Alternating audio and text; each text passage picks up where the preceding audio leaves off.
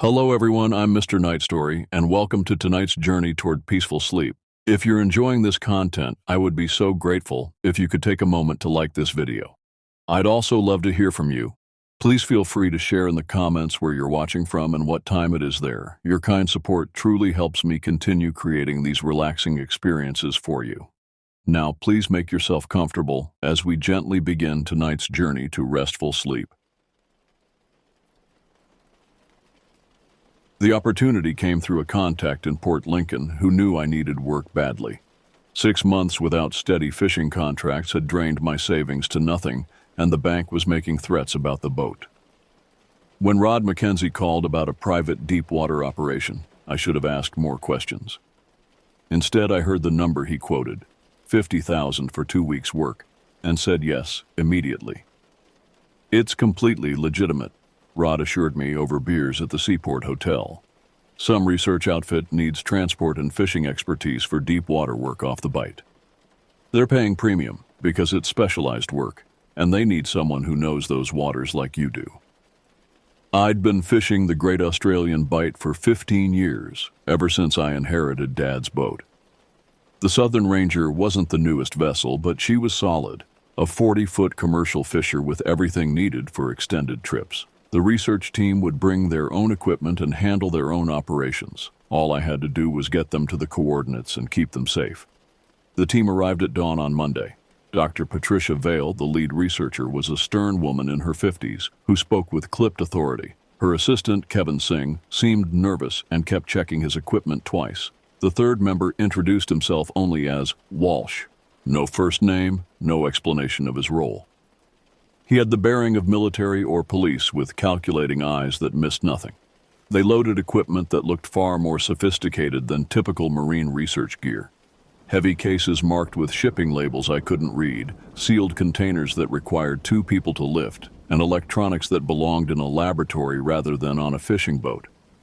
When I asked about their research focus, Dr. Vail gave vague answers about deep water phenomena and environmental monitoring. The coordinates they provided put us 200 nautical miles southwest of Seduna in waters I'd fished many times. The area was known for bluefin tuna and occasionally drew commercial operators, but it wasn't particularly special. We'd be working in depths around 2,000 meters, deep enough to be interesting, but not so deep as to be impossible. As we cleared the harbor and headed into open water, I noticed Walsh spending considerable time with radio equipment that definitely wasn't standard research gear. When Kevin accidentally knocked over one of his cases, Walsh's reaction was immediate and violent, grabbing the younger man's wrist with enough force to leave marks. "Careful with that," Walsh said quietly. "Some things can't be replaced." The first day passed without incident. We reached the coordinates by evening, and I anchored us over what appeared to be an underwater ridge formation. The research team deployed their equipment immediately, working with an urgency that seemed unusual for academic research. They lowered instruments I didn't recognize, connected to cables that disappeared into the depths. That night, alone in the wheelhouse while the team worked below, I tried to contact my wife Sharon on the radio. The connection was poor, filled with static that formed almost musical patterns. Through the interference, I thought I heard other voices. Not Sharon, but people speaking in languages I didn't recognize. When I mentioned this to Dr. Vail the next morning, she dismissed it as atmospheric interference. "The ionosphere can play tricks," she said. "Radio waves bounce in unexpected ways out here." But her eyes suggested she knew more than she was saying. By the second day, we had company. A larger vessel appeared on the horizon, a converted cargo ship flying no flag that I could see. Through binoculars, I watched it maintain position about 5 miles away, close enough to monitor us, but far enough to avoid direct contact. When I pointed it out to Walsh, he studied it for long minutes before ordering me to ignore it. "Commercial traffic," he said. "Nothing to concern yourself with." But commercial ships don't sit motionless for hours, and they don't watch other vessels with the intensity I observed through my glasses. Something was happening here that had nothing to do with research, and I was beginning to understand that $50,000 was danger money. The third night, Kevin disappeared. I discovered Kevin was missing when I brought coffee to the research team at 06 Lauer. Dr. Vale and Walsh were huddled over their equipment, but Kevin's workstation was abandoned. His personal effects remained in his quarters: clothes, toiletries, the photograph of his girlfriend he'd shown me. But Kevin himself was gone. He must have gone overboard during the night, Dr. Vale said when I questioned them. Her explanation was too quick, too practiced. Poor boy was working late. Probably got disoriented in the dark. People don't just fall off fishing boats. I'd been on the water long enough to know that accidents like that require explanations: mechanical failure, medical emergency, extreme weather. The previous night had been calm, with minimal wind and gentle swells. Kevin would have had to climb over safety rails deliberately to reach the water. Walsh was even less convincing. "These things happen," he said with a shrug. "The ocean takes people sometimes. We'll file the appropriate reports when we return to port." I insisted on conducting a search, circling our position for 2 hours while calling Kevin's name. The water revealed nothing: no debris, no clothing, no sign that anyone had ever been there. The mysterious cargo ship watched our search with what seemed like amusement, never moving from its distant position. By afternoon, I demanded we return to port. One crew member missing was a tragedy, but it was also a legal requirement to report such incidents immediately. Dr. Vale refused, citing their contract's terms about completing the research period. When I threatened to abandon the operation, Walsh made his position clear. "You'll complete the contract as agreed," he said quietly.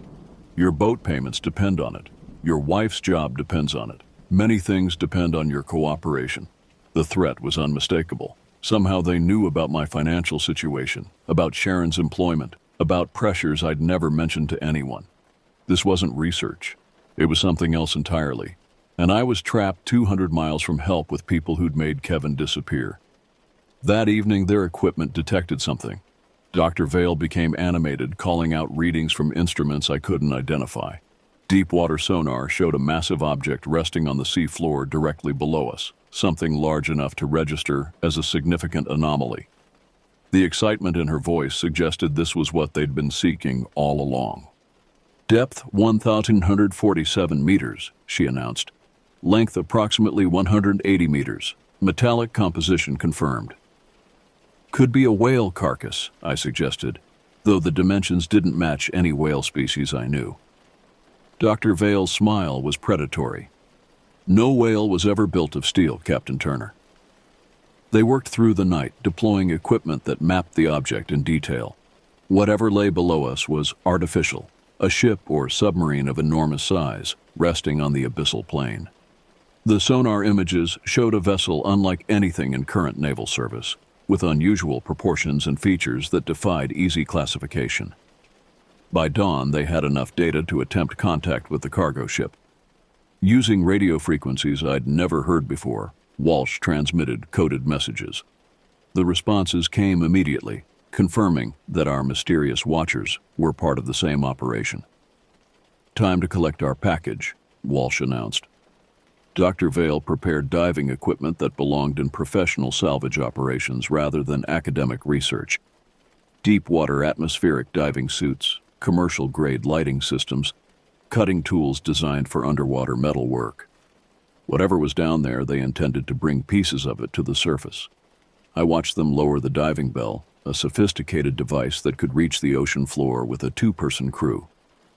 Dr. Vale piloted while Walsh operated the equipment. They descended through layers of water that grew darker and colder, following cable guides toward their target.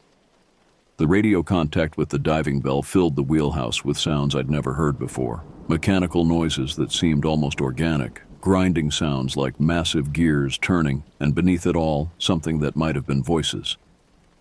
Dr. Vale's reports described what they found: a vessel of impossible age, covered in marine growth but structurally intact. "The hull is definitely steel," she transmitted, "but the design, this predates anything in the historical record. And there are markings, symbols I don't recognize." When they returned to the surface after 6 hours, they brought something with them: a sealed container roughly the size of a coffin, dripping with deep water sediment and covered in the kind of marine growth that takes decades to accumulate. Whatever was inside had been waiting at the bottom of the ocean for a very long time. That's when the screaming started. The container they hauled up from the depths wasn't like anything I'd seen in 15 years of fishing. Made from metal that didn't match any alloy I recognized, it was perfectly preserved, despite what Dr. Vale claimed was decades underwater. Most disturbing were the sounds coming from inside. Not mechanical noises, but something that resembled human voices in distress. "That's just air pressure equalizing," Dr. Vale explained when I questioned the sounds. "Gases trapped inside are adjusting to surface pressure." But gases don't sob. Gases don't form words in languages that sound almost familiar, and gases certainly don't respond when you knock on the container's surface, which this thing did, answering each tap with deliberate patterns that suggested intelligence. Walsh immediately established radio contact with the cargo ship, transmitting coordinates and what sounded like shipping instructions. Within hours, our mysterious watchers began moving toward our position. Through binoculars, I could see crew members preparing deck equipment for transfers at sea, cranes, cargo nets, and boats designed for moving heavy objects between vessels. "We're not authorized for cargo transfers," I protested. "This violates maritime law and my insurance coverage." Dr. Vale's response revealed the true nature of our operation. "Captain Turner, what we've recovered represents technology and resources worth more than your fishing boat could earn in a lifetime. Certain interested parties have invested considerable resources in this recovery. Your cooperation ensures everyone benefits." The container remained on my deck for 18 hours while we waited for the transfer. During that time, the sounds from inside evolved from random noises into patterns that resembled communication. Sometimes I heard what might have been multiple voices, having conversations in tones that ranged from pleading to angry to terrified. Late that night, while Dr. Vale and Walsh monitored their equipment, I approached the container with tools from my workshop. If people were trapped inside, I had a legal and moral obligation to help them.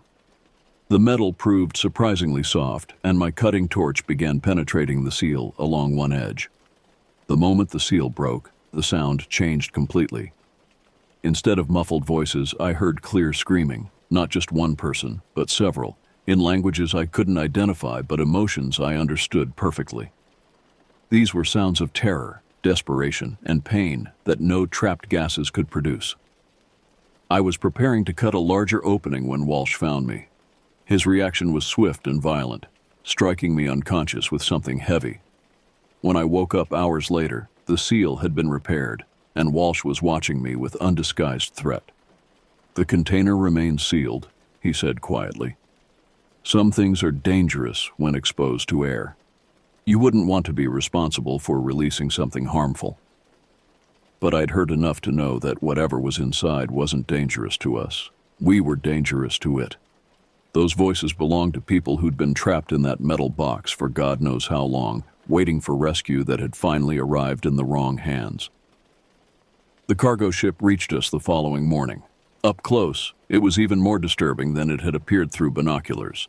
The vessel showed signs of extensive modification, extra superstructure, specialized equipment, and hull markings in scripts I'd never seen. Most unsettling were the crew members I could observe through my glasses. People who moved with military precision but wore no uniforms, no identifying marks, no flags of nationality. The transfer operation began immediately.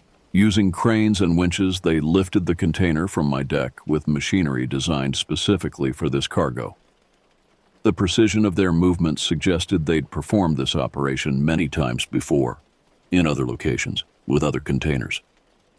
As the box swung over the water between our vessels, the sounds from inside became frantic. The voices, and I was now certain they were human voices, rose to screams of pure terror. Whatever was happening to the people inside, they knew their situation was about to become much worse. Dr. Vale supervised the transfer with satisfaction that bordered on glee. "Phase 1 complete," she announced into her radio. "Package is secured, proceeding to Phase 2 coordinates." When I asked about Phase 2, Walsh's answer chilled me to the bone. "We have 6 more recovery sites to visit. Each one contains similar cargo. When we've collected everything, you'll transport all of it to a final destination. 6 more containers. 6 more groups of people screaming in languages I couldn't understand, trapped in metal boxes, being shipped to destinations I didn't want to imagine. I was part of a human trafficking operation that used deep water recovery as cover, and I was too far from help to do anything about it. That night, alone in the wheelhouse while Dr. Vale and Walsh planned our next destination, I tried to send a distress signal. But my radio equipment had been modified while I was unconscious. New components restricted my transmission capabilities, ensuring I could only communicate on frequencies they controlled. I was completely cut off from the outside world, trapped on my own boat with people who'd made Kevin disappear and were now collecting human cargo from the ocean floor. And according to their schedule, we had 6 more recovery operations to complete before this nightmare ended. The cargo ship disappeared over the horizon before dawn, carrying its screaming cargo to destinations I didn't want to imagine. But they'd left something behind.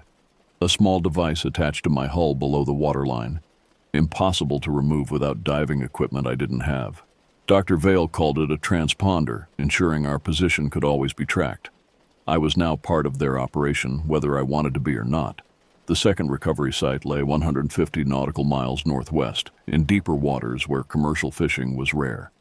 Dr. Vale provided coordinates that would take us over an underwater canyon system, where the ocean floor dropped to abyssal depths. According to her charts, we'd be working in waters over 3,000 meters deep. Each site contains similar cargo, she explained during our transit. Containers placed at strategic locations over the past several decades. Ocean currents and deep water conditions provide perfect preservation. I was beginning to understand the scope of their operation. This wasn't opportunistic trafficking. It was a systematic network of underwater storage facilities, using the ocean floor as a warehouse for human cargo. The containers we'd recovered represented just one delivery point in a vast distribution system. Walsh spent our travel time monitoring radio frequencies and updating charts that showed shipping routes throughout the Southern Ocean. The cargo ship we'd met was just one of several vessels involved in the operation. Other ships worked different regions, following similar schedules, collecting their own containers from the depths. During our second night at sea, I attempted to sabotage our engine. If I could disable the boat, maritime rescue protocols would force them to call for legitimate help. Coast Guard response would expose their operation and hopefully save whoever was still trapped in underwater containers. But Walsh had anticipated this possibility. He'd installed monitoring equipment that tracked every mechanical system on the boat. When I opened the engine compartment, alarms immediately alerted him to my presence. His response was immediate and educational. "Captain Turner," he said, appearing behind me with a device I recognized as a cattle prod. "Your cooperation is voluntary, only in the sense that you choose how much pain to experience before complying." The electric shock sent me to the deck, muscles convulsing uncontrollably. When I could speak again, Walsh made our relationship clear. "You have family in Port Lincoln," he said quietly. "A wife who works at the hospital, neighbors who depend on you. Many people whose safety depends on your complete cooperation with our schedule." I stopped trying to sabotage the operation. Whatever was happening here was bigger than one fishing boat, bigger than one crew, bigger than anything I could fight alone. The only way to protect Sharon and myself was to complete their collection schedule and hope for opportunities to escape later. We reached the second site at dawn. The underwater terrain was dramatically different, a canyon system that dropped to depths beyond our sonar's range. Dr. Vale's instruments detected the target immediately, another container resting on a ledge 2,100 meters below the surface. This recovery proved more difficult than the first. The container was wedged against underwater rock formations, requiring cutting tools to free it from marine growth and geological features. The diving bell made 3 trips to the bottom, each taking longer than the previous attempt. When they finally brought the second container to the surface, the sounds from inside were different. Instead of screaming or conversation, I heard singing, human voices raised in harmonies that might have been lullabies or prayers. The melodies were hauntingly beautiful, but underlying the music was desperation that made my skin crawl. "Religious songs," Dr. Vale observed clinically. "Many cultures use music to cope with stress. The cargo adapts to long-term storage conditions. Her casual reference to people as cargo revealed how completely she'd dehumanized the operation. Whatever was happening to the people in these containers, she viewed it as a business process rather than human suffering. The collection ship arrived within hours, following the same transfer procedures as before. But this time, I noticed additional details that made the operation even more disturbing. The crew members wore medical equipment, protective clothing, breathing apparatus, and instruments that suggested biological contamination protocols. When the second container was opened briefly during the transfer, I caught a glimpse of what was inside. Bodies. Human beings packed into the space like sardines, some moving weakly, others completely still. The medical equipment made sense now. They were keeping people alive during long-term storage, using the containers as life support systems. Dr. Vale confirmed my worst fears during our transit to the third site. Preservation technology has advanced considerably in recent decades, she explained. Controlled atmosphere, regulated temperature, minimal life support. Cargo can remain viable for extended periods without degradation. The people in those containers weren't just being trafficked. They were being stored alive, kept in suspended animation until delivery to their final destinations. The ocean floor served as a warehouse for human beings, with Dr. Vale and Walsh managing inventory like any other commodity operation. Site 3 contained multiple containers, 7 units arranged in a grid pattern on the seafloor. The recovery operation took 2 full days, with our collection ship making multiple trips to transport the cargo. Each container carried similar sounds, voices speaking, singing, praying, or screaming in languages from around the world. By now, I recognized the pattern. These weren't random kidnapping victims.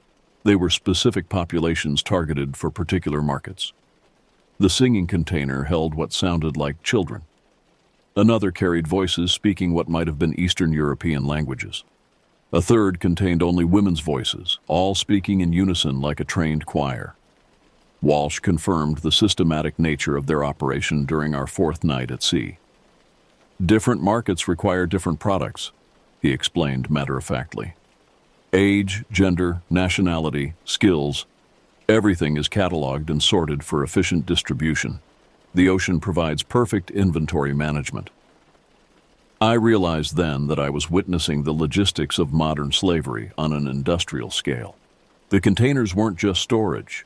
They were sorting and distribution centers, keeping human beings alive and organized until buyers could be found. The entire operation was designed to treat people as commodities, reducing human suffering to supply chain management. But the worst was yet to come. Our final destination wasn't another collection site. It was a processing facility where all the containers would be opened and their contents prepared for final distribution. And according to Dr. Vale's schedule, we'd reach it in 3 days. The coordinates Dr. Vale provided for our final destination led us to waters I'd never fished, a remote area of the Southern Ocean where legitimate commercial traffic was virtually non-existent. As we approached the location, I began to understand why this region had been chosen for their operation. Rising from the water like an oil rig was a structure that appeared on no maritime charts. Officially, these waters were empty ocean. Unofficially, someone had constructed a floating facility designed to remain invisible to satellites and avoid commercial shipping routes. The platform was massive, easily 200 meters across, with multiple levels and equipment that suggested permanent operations. "Welcome to Station Erebus," Dr. Vale announced as we approached the docking facilities. The most advanced human processing center in the Southern Hemisphere. The name should have been my first warning. Erebus, the personification of darkness in Greek mythology, the place where souls go before judgment. Whoever had chosen that designation had a sense of humor as dark as their business model. The docking procedure revealed the station's true scale. Multiple vessels were already moored to the platform. Cargo ships, research vessels, and boats like mine that had been converted for specialized operations. The crews I observed were multinational, professional, and completely focused on their work. This wasn't a temporary operation. It was a permanent business with established procedures and experienced personnel. Dr. Vale and Walsh supervised the transfer of our navigation logs and cargo documentation to station personnel. I was confined to my boat while they conducted their business, but I could observe the platform's operations through the wheelhouse windows. What I saw defied every assumption I'd held about human decency. The containers we'd collected were just the beginning. Erebus Station processed hundreds of similar units, each containing human cargo from collection sites throughout the region. Cranes moved the containers between storage areas, loading bays, and what appeared to be processing facilities. The operation ran with industrial efficiency, treating human suffering as routine logistics. Through my binoculars, I watched medical personnel examining container contents, sorting people according to criteria I couldn't determine from a distance. Some individuals were moved to holding areas on the platform itself. Others were transferred directly to waiting ships for immediate transport. A few containers were simply dropped back into the ocean, their contents apparently unsuitable for processing. The sounds from the platform were the worst part. Even from my boat, I could hear voices, hundreds of people speaking, crying, screaming, or praying in dozens of languages. The cacophony created a constant background noise that made concentration impossible and sleeping pointless. I began to understand why the station was located so far from civilization. The sounds alone would attract investigation from any legitimate authority. On our second day at the station, Walsh brought me documentation that explained my role in the final phase. My boat would transport selected cargo to distribution points along the Australian coast, remote locations where buyers would collect their purchases without customs interference or law enforcement oversight. 12 delivery sites, Walsh explained, showing me charts with coordinates I didn't recognize. Small bays, private jetties, abandoned fishing ports. Each location receives specific cargo matched to buyer requirements. The buyers weren't random criminals. They were part of an organized network with specific needs and sophisticated logistics. Some wanted children for purposes I refused to imagine. Others required adults with particular skills, languages, or physical characteristics. The entire operation was designed to match human inventory with customer demands, like any other commodity market. I was to serve as the final link in this supply chain, delivering people to their ultimate destinations. My boat's legitimate fishing credentials provided perfect cover for coastal deliveries that would never attract official attention. Who would suspect a working fisherman of involvement in human trafficking? But first, I had to witness the processing operation that determined each person's fate. Dr. Vale insisted I observe the container opening procedures, claiming it was necessary for me to understand cargo handling requirements. What I saw in the processing bays destroyed any remaining illusions about the humanity of the people running this operation. The containers were opened systematically, revealing their human contents under medical supervision. People who'd been trapped in those boxes for weeks or months emerged blinking in artificial light, their bodies adapted to confinement, their minds clearly damaged by the experience. Medical personnel examined each individual like livestock, making notes on clipboards and directing them to different holding areas. Children were separated immediately and moved to specialized facilities I couldn't see from my position. Adults were sorted by age, gender, apparent health status, and other criteria that determined their commercial value. Those deemed unsuitable for sale were led to areas of the platform from which no one returned. The efficiency was horrifying. Hundreds of people processed each day, their fates determined by market factors rather than human considerations.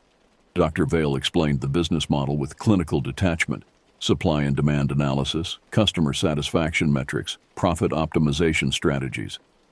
She discussed human beings using the same terminology she might apply to agricultural products or manufactured goods. Transportation mortality rates have improved significantly, she noted while reviewing processing statistics. Better life support systems and improved container design have reduced cargo loss to less than 15% per shipment. 15%. She was celebrating the fact that only 1 in 7 people died during transport, as if this represented an acceptable business achievement rather than mass murder. By our third day at the station, I understood that my situation was hopeless. This wasn't a criminal organization I could expose or escape. It was an international business with resources that dwarfed anything I could challenge. The buyers included people with political connections, financial power, and legal protection that made prosecution impossible even if evidence could be gathered.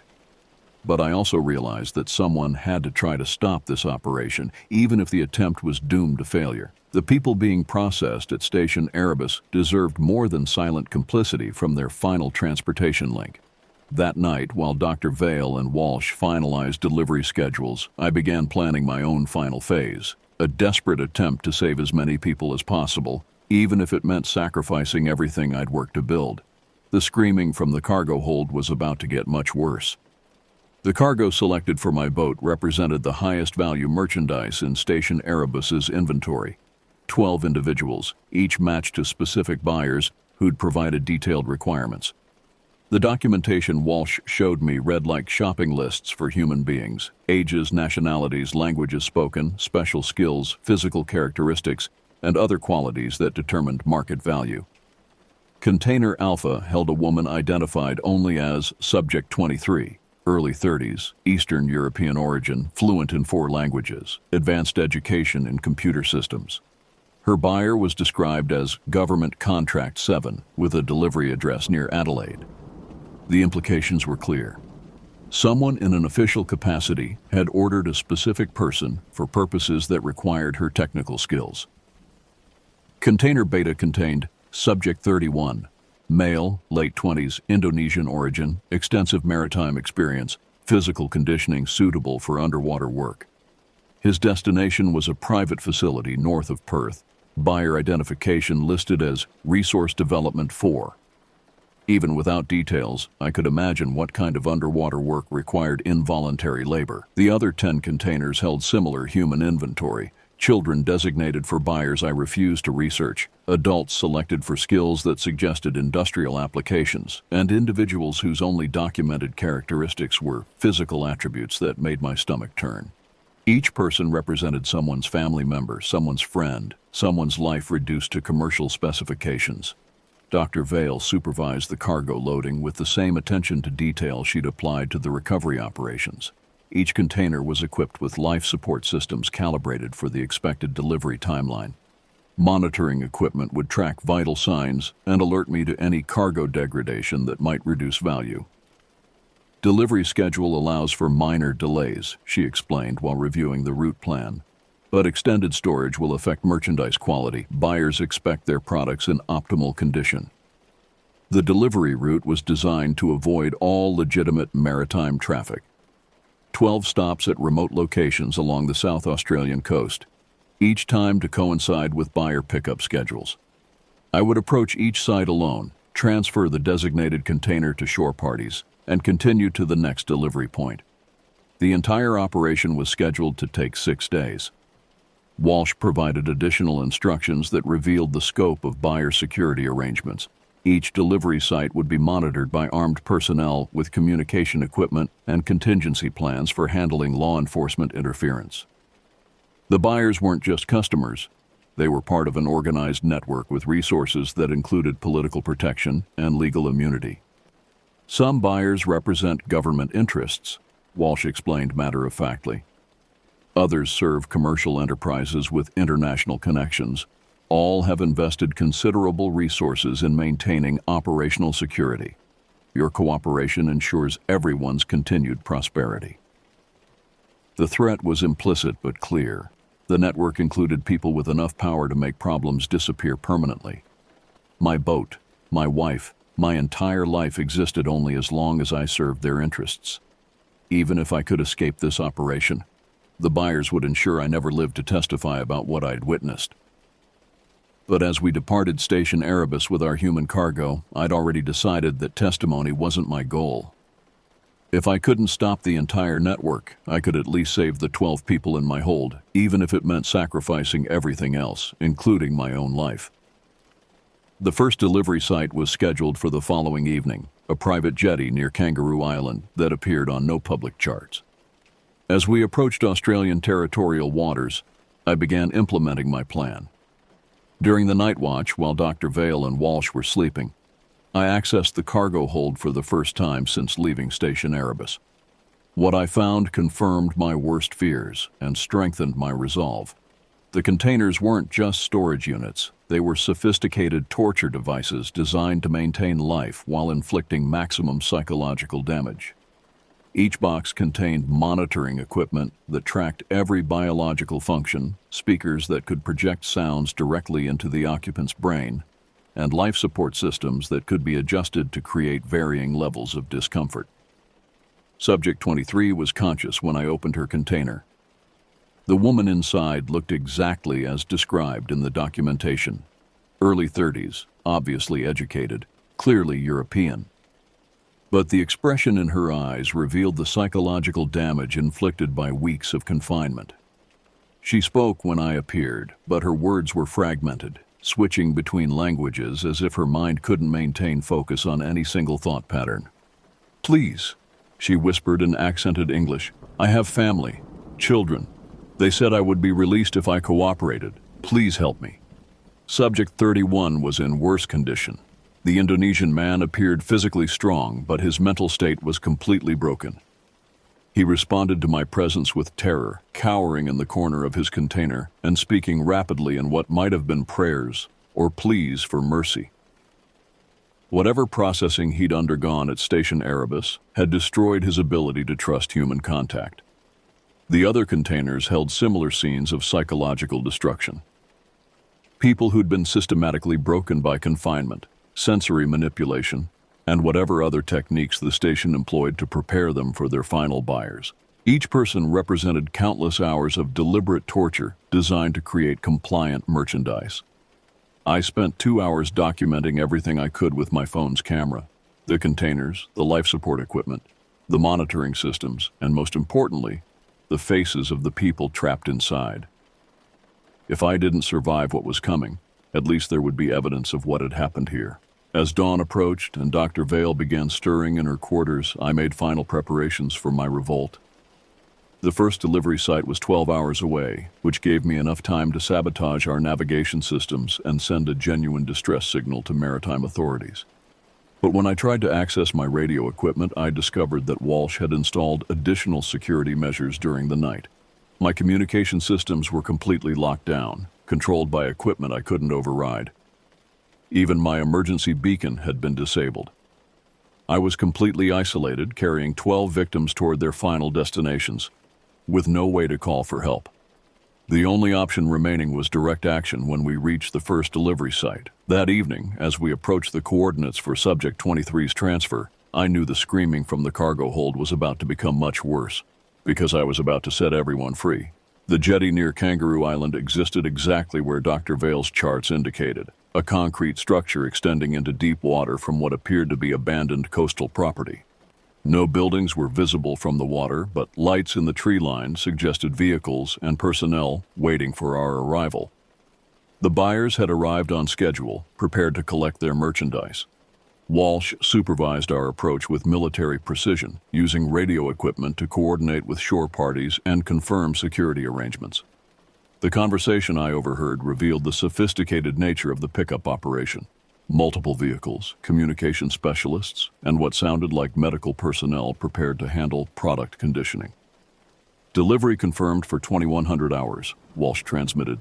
"Merchandise is prepared for immediate transfer.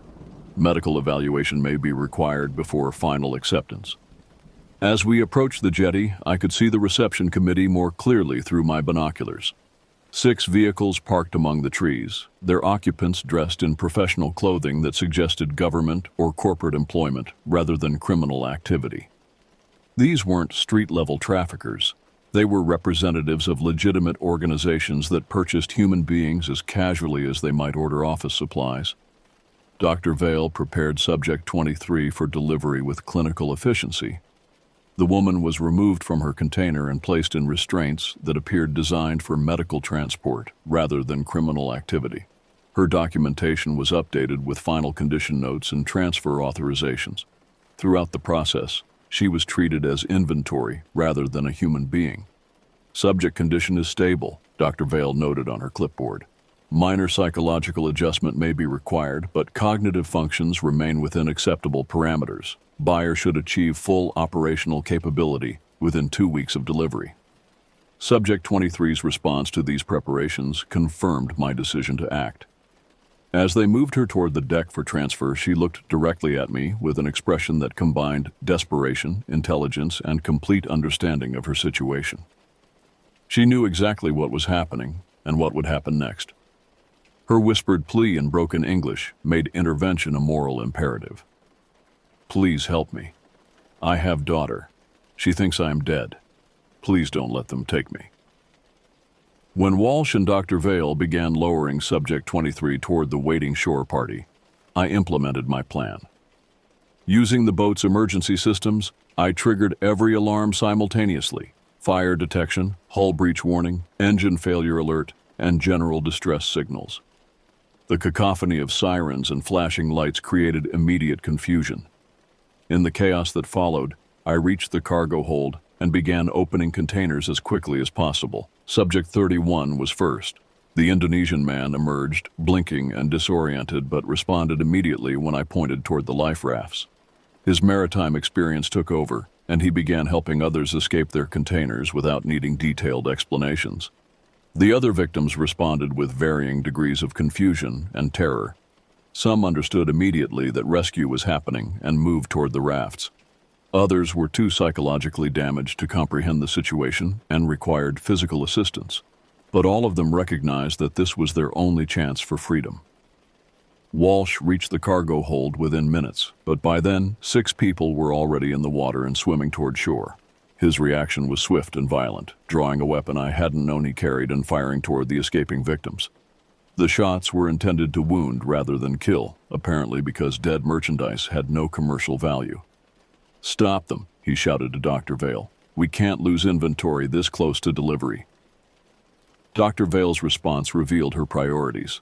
Instead of helping recapture the escapees, she focused on protecting the remaining containers and their contents. The people were valuable enough to preserve, but not valuable enough to risk her own safety retrieving. My fight with Walsh lasted only seconds. He was trained for violence. I was a fisherman with 15 years of experience handling fish hooks and cutting tools. When he turned his weapon toward Subject 23, who was still restrained on deck, I buried a filleting knife in his chest before he could fire. He died quickly, but not before triggering a final radio transmission to shore. Whatever security arrangements the buyers had made, they were now fully activated. Vehicle lights began moving through the trees toward our position, and I could hear boats starting up somewhere along the coastline. I had minutes at most before organized pursuit began. Subject 23 was unconscious from whatever drugs they'd used to prepare her for delivery, but she was breathing steadily. I carried her to the last life raft, while Subject 31 helped the remaining victims escape their containers. In total, we freed 9 people. 3 had been too damaged by their captivity to survive the rescue attempt, dying from the shock of sudden movement and changed air pressure. Dr. Vale made no attempt to stop us. Instead, she used the chaos to transmit data files to the shore party, apparently preserving buyer information and operational details for future use. Her priorities were clear. Protecting the network was more important than preventing this particular loss of merchandise. As we pushed the life rafts away from the boat, I could see the reception committee's response. Boats were already in the water, following our trajectory with high-powered searchlights. Vehicles were moving along the coastline to intercept us at potential landing sites. The buyers had resources I couldn't match and local knowledge that gave them decisive advantages. But they also had a problem: 9 witnesses who could testify about their operations, plus physical evidence in the form of the containers and Dr. Vale's documentation. Even if they recaptured everyone, the existence of the rescue attempt would force them to modify their procedures and possibly abandon this delivery route entirely. Subject 31 understood our situation immediately. His maritime experience told him we couldn't outrun organized pursuit in life rafts, but we might be able to reach areas where the buyers couldn't operate openly. He pointed toward lights in the distance, what appeared to be a legitimate port facility with Coast Guard presence. "There," he said in heavily accented English. "Government boats. They cannot follow." For the next 3 hours, we rowed toward those lights while pursuit boats circled us like sharks. The buyers had enough resources to monitor our progress, but not enough legal authority to recapture us in territorial waters near an official port. We'd created a standoff that could only be resolved by outside intervention. At 03:00, a Coast Guard patrol boat reached us first. By dawn, the nightmare was over for 9 people. But as the investigators would soon discover, we'd only disrupted one small part of an operation that extended throughout the Pacific and beyond. Station Erebus was just the beginning. The debriefing lasted 18 days. Australian Federal Police, Interpol agents, maritime investigators, and representatives from a dozen different law enforcement agencies took turns questioning every detail of what I'd witnessed. The 9 people we'd rescued provided corroborating testimony that painted a picture of international human trafficking on a scale that defied previous understanding. Subject 23's real name was Elena Vasquez, a computer systems engineer from Romania who'd been abducted while traveling for work in Jakarta. Her technical skills made her valuable to buyers who needed expertise in penetrating secure networks, industrial espionage conducted by involuntary specialists. She'd spent 14 months in various containers before reaching my boat. Subject 31 was Indra Suryanata, a professional diver who disappeared while working on offshore petroleum platforms. His underwater expertise was apparently valuable for recovering materials from shipwrecks and underwater storage facilities, salvage operations that required workers who couldn't testify about what they'd seen. The others included a linguistics professor, 2 medical professionals, a chemical engineer, 3 teenagers with specific language skills, and a child whose only documented value was physical appearance.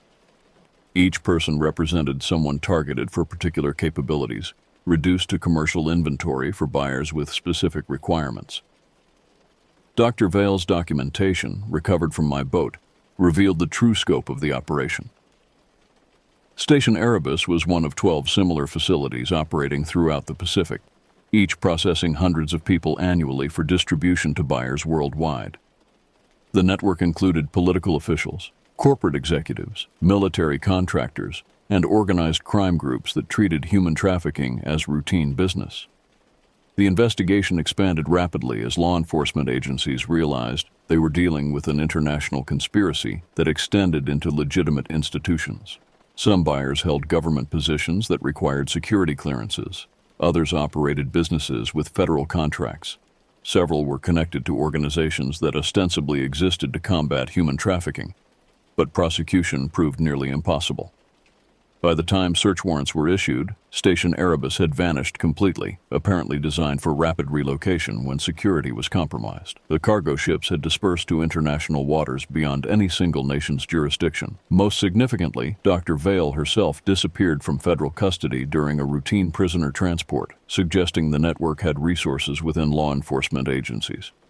The buyers we'd identified proved equally elusive. Those with political connections claimed diplomatic immunity or invoked national security privileges that prevented investigation. Corporate buyers hired legal teams that challenged every aspect of the evidence collection. Criminal organizations simply vanished, abandoning assets and relocating operations to regions where cooperation with international law enforcement was minimal. Elena Vasquez summarized the situation during her final testimony session. They built this network over decades, buying protection and establishing relationships that make prosecution impossible. Even when you catch them, they have enough power to escape consequences. The people they traffic are disposable, the buyers are not. My own legal situation remained complicated throughout the investigation. While I was technically a victim of coercion, I'd also participated in transporting trafficking victims and had killed Walsh during the escape attempt. Federal prosecutors eventually declined to file charges, but the experience destroyed everything I'd built in Port Lincoln. The boat was impounded permanently as evidence. My fishing credentials were suspended pending investigation. Most devastatingly, Sharon divorced me during the proceedings, unable to cope with the attention and threats that followed my testimony. The network's resources included people willing to intimidate witnesses and their families as part of ongoing operations. But the investigation did achieve some positive results. Elena was reunited with her daughter in Romania, though the psychological damage from her captivity required ongoing treatment. Indra returned to Indonesia, where he now works with marine protection agencies to identify underwater storage facilities. The other survivors received varying levels of support, but all struggled with trauma that would affect them permanently. International coordination improved significantly following our testimony. Maritime law enforcement agencies established new protocols for investigating suspicious deep-water activities. Diplomatic pressure forced several nations to acknowledge human trafficking problems they'd previously ignored. Media coverage increased public awareness of trafficking networks that operated far from traditional law enforcement focus. However, the fundamental problem remained unsolved. The buyers represented demand that created financial incentives for trafficking operations.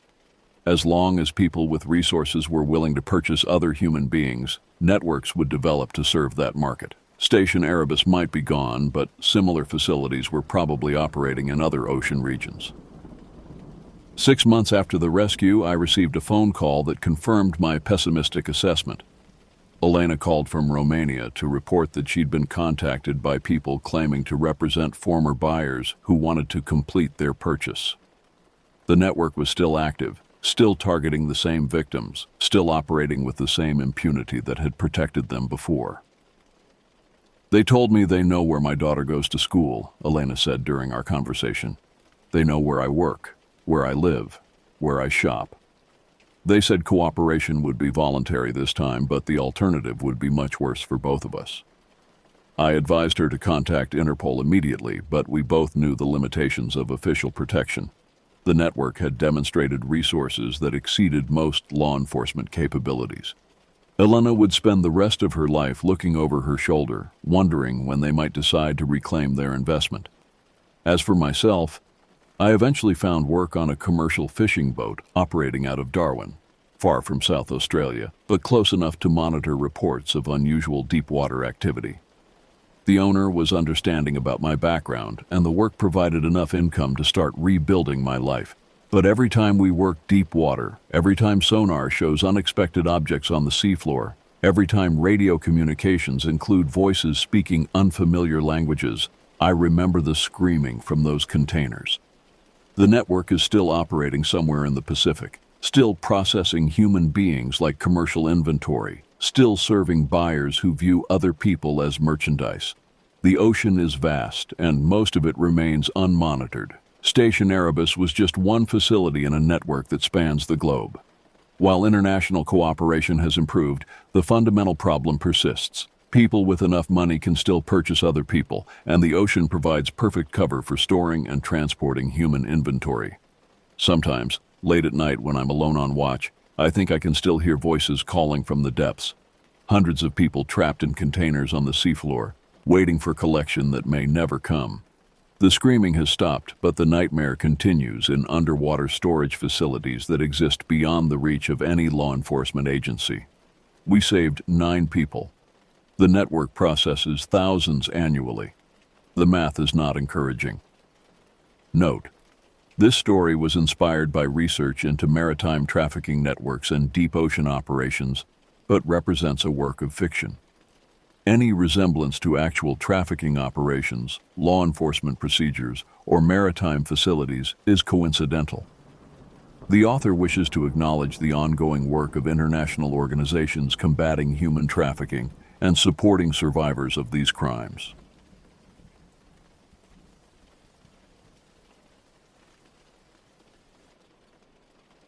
My name is Paul. I've lived in Regina, Saskatchewan all my life, surrounded by endless prairies that stretch toward the horizon like a sea of wheat and grass. The flat landscape can feel isolating, especially in winter when everything freezes over and darkness comes early. I turned 19 last month, in April 2022. At 68 inches and 260 pounds, I've always been the biggest guy in any room. People often assume nothing frightens me because of my size. Most of the time, they're right. Regina might seem unassuming to outsiders, just another Canadian prairie city with modest buildings and wide streets. But like any place with history, it has its secrets. Growing up here, I heard whispers of strange occurrences, unexplained phenomena that people discussed in hushed tones.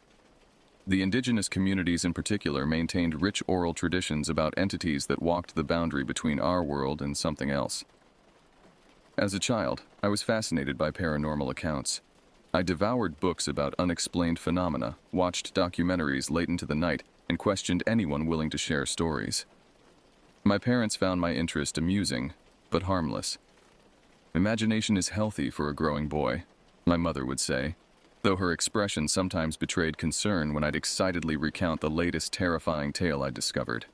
Despite this lifelong fascination, I never experienced anything truly inexplicable myself, not until I was 16. The event that occurred that summer night changed how I perceive reality. It remains burned into my memory, resurging in nightmares and quiet moments when my guard is down. Winter in Saskatchewan is brutal, but summer brings its own intensity. Long days that stretch past 10 p.m., humid heat that builds toward afternoon thunderstorms, and nights alive with insects. The prairies transform from barren expanses to lush fields teeming with life. The tall grass waves in the breeze like water, concealing whatever might move beneath. What happened to me occurred during one of these summer nights, when the air hung heavy with moisture and distant heat. Lightning occasionally illuminated the horizon. But to understand why I was where I was, and why what I saw affected me so deeply, I need to explain how deeply embedded the local legends had become in my thinking. My freshman year of high school introduced me to Michael, whose family had moved to Regina from Manitoba. Unlike many teenagers who dismissed local folklore as superstition, Michael approached these stories with respectful curiosity. His father worked in cultural preservation at the Royal Saskatchewan Museum, giving Michael access to accounts and artifacts most people never encountered. "You can't just dismiss things because they don't fit your worldview," Michael told me once as we walked home from school. Indigenous communities have maintained oral histories for generations. Their knowledge of the land and what lives on it goes deeper than most people understand. We spent countless afternoons in his basement, poring over books and discussing theories about the unexplained. It was Michael who first mentioned the rougarou to me, not in the context of Louisiana where most associate the legend, but as interpreted by local indigenous communities. "The concept exists across cultures," he explained, "a being that shifts between human and animal form, often as punishment for transgression. The French brought the loup-garou concept, but indigenous communities had their own traditions of shapeshifters long before European contact." I remember leaning forward, captivated. "But what exactly is it supposed to be?" Michael's expression grew serious. "Not what most movies portray. It's not just a man who becomes a wolf under the full moon. It's something that exists in between states, neither fully human nor fully animal. Some accounts describe it as having a human body with a canine head, others as walking upright but moving like an animal." "Have there been sightings around here?" I asked. Michael nodded slowly. "More than you'd think, especially on the outskirts of the city, where development pushes into former wilderness. My dad says reports spike during construction projects that disturb previously untouched land." What fascinated me wasn't just the creature itself, but what it represented. The uncomfortable space between known and unknown, between civilization and wilderness. I didn't know then how personally I would come to understand that liminal terror. The summer before my fateful encounter, I began spending time with Jasmine, whose family lived on a reservation about 40 minutes outside Regina. We met through a community basketball program where my height made me valuable despite my mediocre coordination. Jasmine possessed a quiet confidence I admired. When conversation among teens turned to local legends, most would laugh or embellish for dramatic effect. Jasmine never did either. She listened, occasionally corrected details, but mostly remained silent during these discussions. One evening after practice, several of us gathered at a local diner. Someone mentioned recent reports of strange howls heard near the city's edge. "Probably just coyotes," Jeremy suggested, reaching for his soda. "They sound weirder than people expect." "Or someone's dog got loose," Ben added with a shrug. I noticed Jasmine's expression change slightly, a subtle tightening around her eyes. Later, as we walked to the bus stop, I asked her about it. "You look concerned back there. Do you know something about those howls?" She walked several steps before responding. "My grandmother would say that some sounds aren't meant to be heard by human ears. When you hear them, it means boundaries are weakening." "What kind of boundaries?" "Between here and elsewhere." She stopped walking and turned to face me. "Paul, my mother's cousin saw something last month. She was walking home at dusk, took a shortcut near the western edge of the reservation. There's a stretch of tall grass there that separates the homes from the road. I waited as Jasmine seemed to consider whether to continue. She said she felt watched first. That's always the first sign, the feeling of eyes following you, then movement in the grass, but not like wind, more purposeful. She started walking faster, and that's when she heard it breathing. An animal? I asked. She thought so at first. Maybe a coyote or stray dog, but the breathing was wrong, too deep, too controlled. When she looked back, she saw something rising from the grass, standing up on two legs, but not like a person would stand. A chill spread across my shoulders despite the warm evening. What did she do? Ran. Never looked back again. Got home and couldn't speak for an hour, just trembled. Jasmine adjusted her backpack. My grandmother performed a cleansing ceremony for her. Said the creature didn't follow her home, but it had noticed her. And once these things notice you, they remember. I tried to keep my tone light. Do you believe it was real? What she saw? Jasmine's expression remained serious. I believe she saw something that terrified her. Whether it was what the elders call rougarou or something else, I don't know. But Paul, she touched my arm lightly. Be careful in open spaces at night, especially where the prairie grass grows tall. Some things hide in plain sight, waiting for someone to notice them. And once you see them, they see you back. Her warning stayed with me, though I didn't heed it as carefully as I should have. Teenagers often feel a sense of invulnerability, especially teenagers my size. The day leading up to my encounter began ordinarily enough. It was late August 2019, with that peculiar quality of late summer light that seems to stretch impossibly as the season wanes. School would resume in 2 weeks, and I was determined to make the most of remaining freedom. I spent the morning helping my father repair our back deck, the wood having warped during the previous winter's harsh freezes. Manual labor came easily to me given my size, though I lacked the precision my father had developed through years of carpentry work.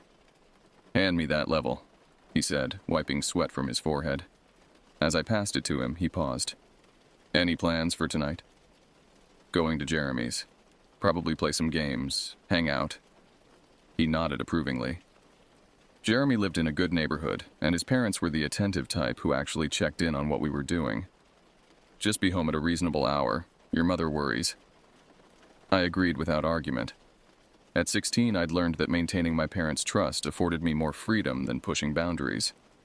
After finishing with the deck, I showered and texted Jeremy to confirm our plans. Several other friends would be there: Ben, Michael, and a couple guys from the basketball team. We'd planned a marathon gaming session with breaks for pizza and whatever snacks Jeremy's mom would inevitably provide, despite our protests that we could handle our own food. The afternoon passed quickly as I helped my mother with groceries and finished summer reading assignments I'd procrastinated on.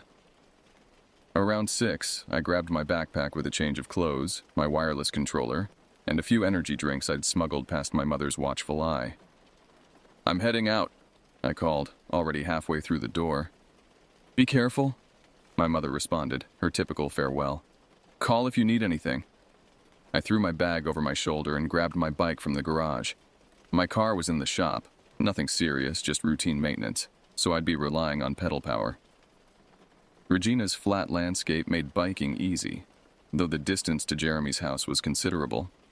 I'd done it many times before and thought nothing of the journey home, even knowing it would likely be after midnight when I left. I arrived at Jeremy's house as evening approached. His mother answered the door with her usual warm smile. "Paul, the boys are already downstairs. I've ordered pizza. It should be here in 30 minutes. The basement had been converted into the ultimate teenage hangout. Large TV, gaming consoles, comfortable seating, and a mini fridge Jeremy's parents kept stocked with non-alcoholic options. Michael and Ben were already settled in, controllers in hand, arguing good-naturedly about tournament brackets. "Finally," Ben called as I descended the stairs. "We need a fourth to make this fair." The hours melted away as they often do in good company. We played, ate, talked about girls from school, debated upcoming game releases, and generally existed in that perfect bubble of teenage male camaraderie. No serious concerns, no real-world pressures, just friendship and competition. Around 1 a.m, Jeremy's father came downstairs to remind us of the time. The others were sleeping over, but I hadn't planned to stay.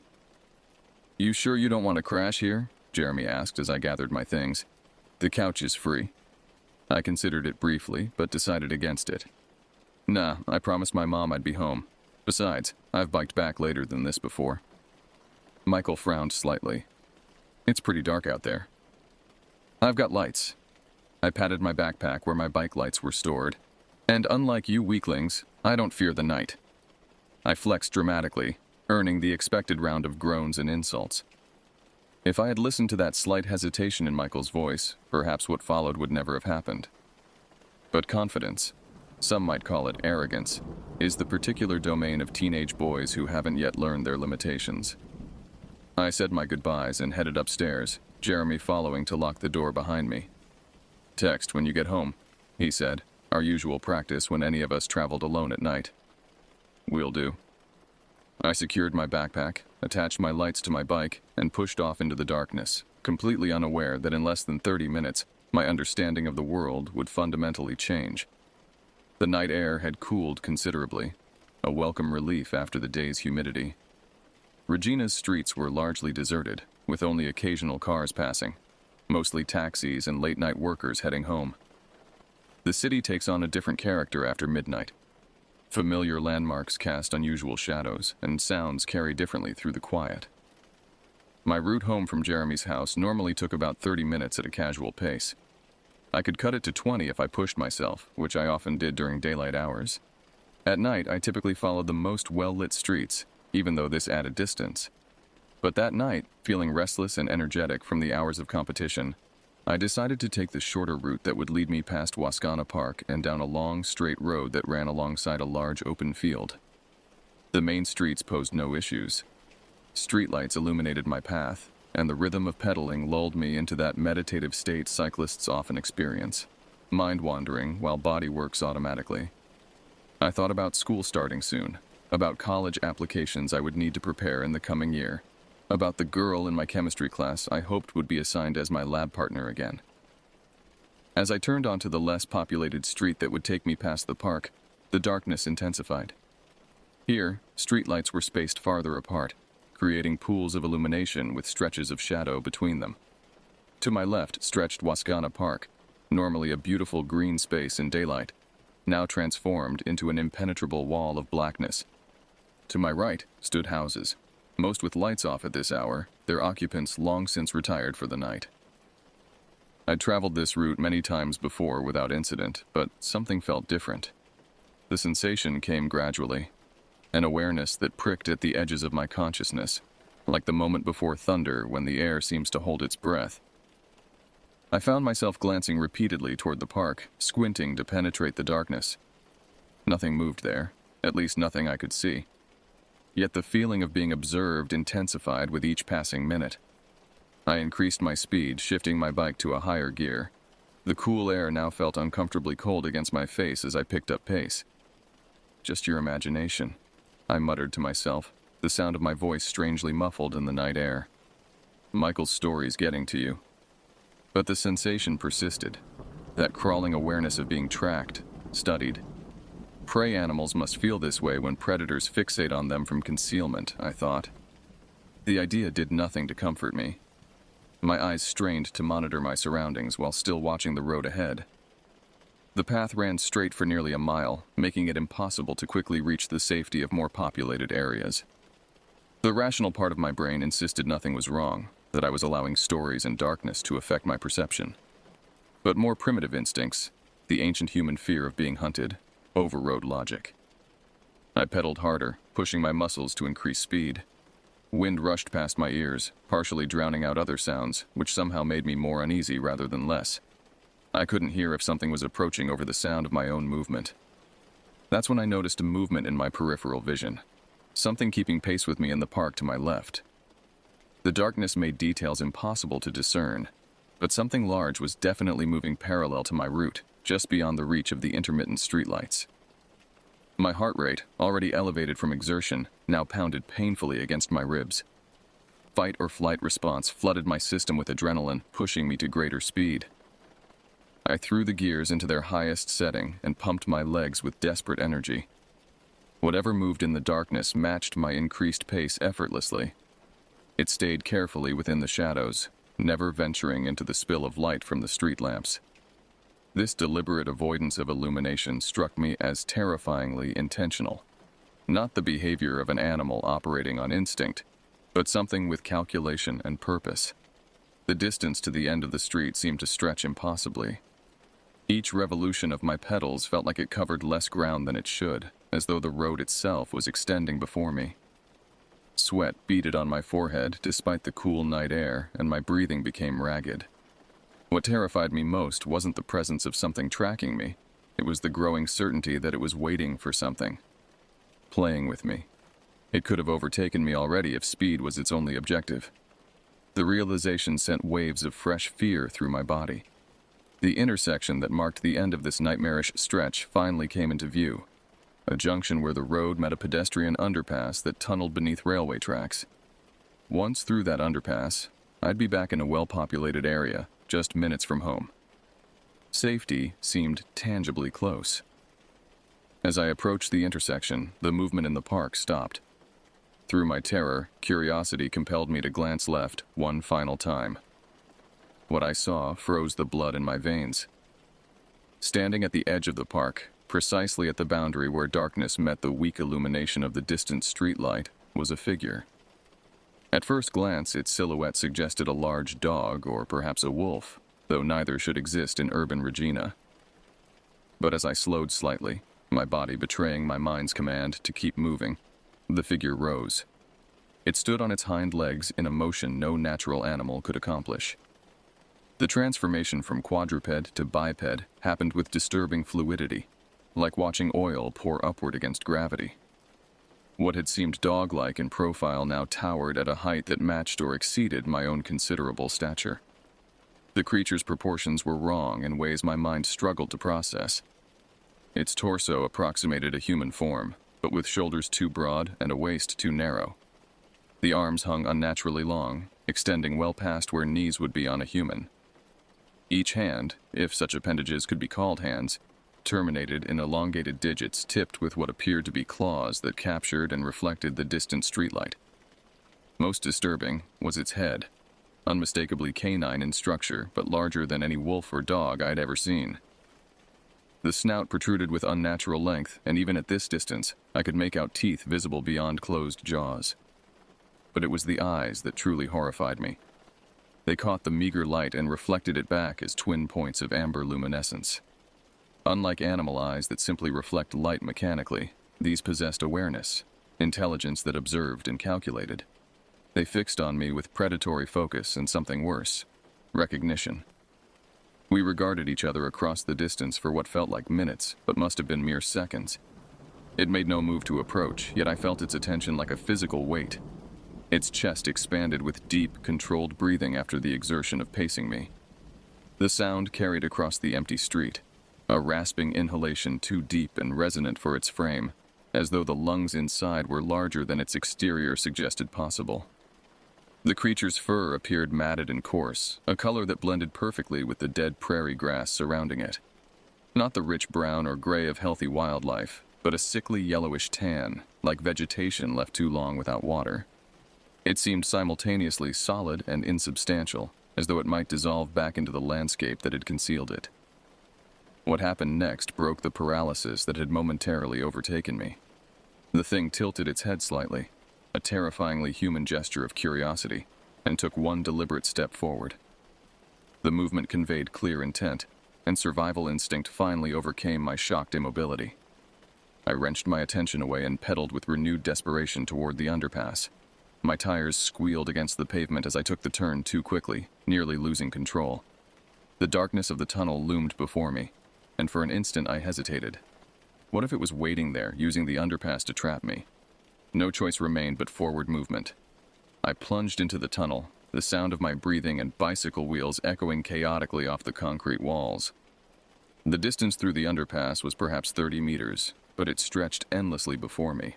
Darkness broken only by my bike's front light casting disturbing, elongated shadows. Halfway through, terror compelled me to look back. The entrance to the tunnel framed a silhouette, the creature standing upright at the mouth of the underpass. It made no move to follow, but watched with that same terrible intentness. The message seemed clear. It could pursue if it wished, but was choosing not to. The boundary, perhaps the proximity to more populated areas beyond, had given it pause. I emerged from the opposite side, gasping for breath, and found myself on familiar streets lined with houses and apartments. Distant traffic sounds provided comfort, the reassuring noise of normal human activity. When I glanced back one final time, the tunnel entrance stood empty. The remaining distance home passed in a blur of frantic pedaling. I ran red lights, cut across lanes without checking for cars, and pushed my speed beyond safety. Nothing mattered except putting distance between myself and what I'd seen. I arrived home drenched in sweat, hands trembling so badly I struggled to lock my bike in the garage. The house stood dark, except for the porch light my parents always left on when I was out. I fumbled with my keys at the door, dropped them twice before managing to insert them in the lock, and practically fell into the entryway. The normalcy of our family home, the familiar smell of furniture polish my mother used, the quiet hum of the refrigerator, the family photos lining the hallway, created a surreal contrast to what I'd just experienced. I stood in the darkened entryway, back pressed against the closed door, struggling to regulate my breathing and organize my thoughts. My phone vibrated in my pocket, Jeremy texting to check if I'd made it home. I pulled it out, stared at the screen without comprehension for several seconds, then managed to type, "Home safe," with shaking fingers. The mundane exchange felt impossibly distant from my current reality. Sleep was out of the question. I moved through the house like a ghost, checking window locks, peeking through blinds at the empty street, starting at every normal house sound. I finally settled on the living room couch, unwilling to go upstairs to my bedroom with its windows overlooking the backyard. I left the TV on with the volume low, needing the comfort of human voices and light. Morning arrived after what felt like years. I must have eventually succumbed to exhaustion because I woke to sunlight streaming through windows and my mother's concerned expression as she stood over me. "Paul? Why are you sleeping down here? Are you feeling okay?" I blinked up at her, the previous night's terror momentarily forgotten, then rushing back in a flood of adrenaline. I got in late. Didn't want to wake anyone." She frowned, not believing me, but not pushing further. "You're pale. Are you coming down with something?" "Maybe." The excuse was welcome. Just tired. In daylight, surrounded by normality, doubt began to creep in. Had I actually seen what I thought I saw? The human mind can play extraordinary tricks, especially in darkness, when primed by stories and operating under fatigue. Perhaps it had been a large dog, and my imagination had transformed it into something more sinister. Or maybe someone had been walking their German shepherd and stopped to watch me pass. The transformation from 4 legs to 2, merely the owner standing up from crouching beside their pet. These rationalizations provided temporary comfort, but couldn't entirely dispel the memory of those eyes watching me with unnatural intelligence, or the wrongness of the proportions as it stood upright. Most disturbing was the purposefulness of its behavior, the precise way it had paced me while remaining hidden, revealing itself only at the boundary where my escape was assured. I spent the day in a fog, moving mechanically through household chores, responding to texts from friends with brief, uninformative replies.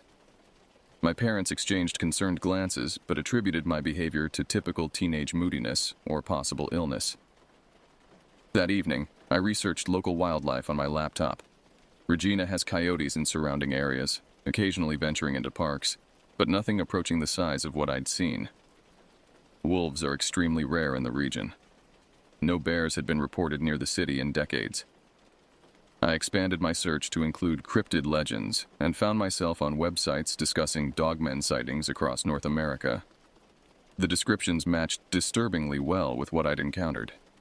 The height, the inappropriate proportions, the intelligence in the eyes, the tendency to track targets before revealing themselves. Many accounts mentioned the same yellowish-brown coloration I'd observed. Most disturbing were the maps showing clusters of sightings. While most concentrated in wooded regions of Michigan, Wisconsin, and the Pacific Northwest, a small but significant cluster appeared in the prairie provinces of Canada, particularly near boundaries between developed areas and open grassland. I discovered that around the same time as my encounter, local news had reported several pet disappearances in neighborhoods bordering Wascana Park. The articles attributed the incidents to coyotes or feral dogs, with animal control officials urging residents to keep pets indoors at night. One interview with a distraught pet owner described hearing something large moving through their yard before their dog disappeared without trace. The more I read, the more my certainty grew. What I had seen wasn't imagination or mistaken identity. Something existed in the liminal spaces of Regina, something that most people would never encounter because they didn't venture into those boundary zones at the wrong hours. 3 years have passed since that night. I've never again taken that route after dark, rearranging my entire life to avoid being in certain areas at certain times. My friends noticed the change, how I became adamant about leaving gatherings before sunset, or insisting on driving rather than biking, even in perfect weather. Most attributed it to some undisclosed incident, and eventually stopped questioning. Only Michael seemed to understand without explanation. When I finally mentioned having seen something unusual near Wascana Park, he didn't press for details but nodded with somber recognition. "Some things are better left unacknowledged," he said, then added more quietly, "Did it see you?" The question struck me as odd, yet perfectly aligned with my experience. "Yes," I answered. "It definitely saw me." Michael's expression darkened. "Be careful then. Recognition goes both ways." I've researched extensively since then, looking for scientific explanations or similar accounts. Zoologists dismiss the possibility of undiscovered large predators in populated areas. Psychologists suggest shared cultural narratives shape perception of ambiguous stimuli, explaining consistent descriptions across separate sightings. Yet neither explanation satisfies me. What I encountered possessed physicality and purpose that transcended hallucination or misidentification. The way it moved, the deliberate nature of its actions, the intelligence evident in its observation, these aspects cannot be dismissed as tricks of light or imagination. I've spoken with Jasmine a few times since then. Without sharing my experience, I asked more about her community's understanding of the Rougarou and similar entities. "Our elders say these beings exist in between, not fully of this world or another," she explained. "They're drawn to thresholds, to people who walk the edges. Some believe seeing them marks you somehow." "Marks you how?" I asked, trying to keep my voice casual. She considered before answering. "As someone who has glimpsed beyond normal perception, it creates a connection, an awareness that flows both ways." Her words resonated uncomfortably. Since that night, I've experienced moments of inexplicable unease, sudden certainty of being watched when alone in open spaces, even in broad daylight. Dreams where I'm running along endless prairie paths with something keeping pace just beyond sight. The sensation intensifies near boundaries, where urban development meets natural spaces, where light gives way to darkness. I'm 19 now, preparing for university next fall. I've chosen a campus in Vancouver, as far from the prairies as I can reasonably go while staying in Canada. Perhaps distance will weaken whatever connection was established that night. Perhaps different terrain, different boundaries, will offer protection that familiarity cannot. But in quiet moments, when I'm most honest with myself, I acknowledge the truth. What I saw changed me fundamentally. Not because it revealed monsters exist, but because it revealed the world is not what we pretend it to be. Reality has seams, places where the familiar gives way to something else. Most people move through life never glimpsing these ruptures. I no longer have that luxury. Having seen beyond the veil, I cannot unsee it. And sometimes, in the moment between wakefulness and sleep, I'm overwhelmed by the certainty that something waits patiently for our paths to cross again. Something that remembers me as clearly as I remember it. The prairies hold secrets beneath their seeming emptiness. They conceal watchers in the waving grass. I know this now, and the knowledge itself forms a boundary I can never recross, separating who I was before that night from who I have become since. Some doors, once opened, cannot be closed again.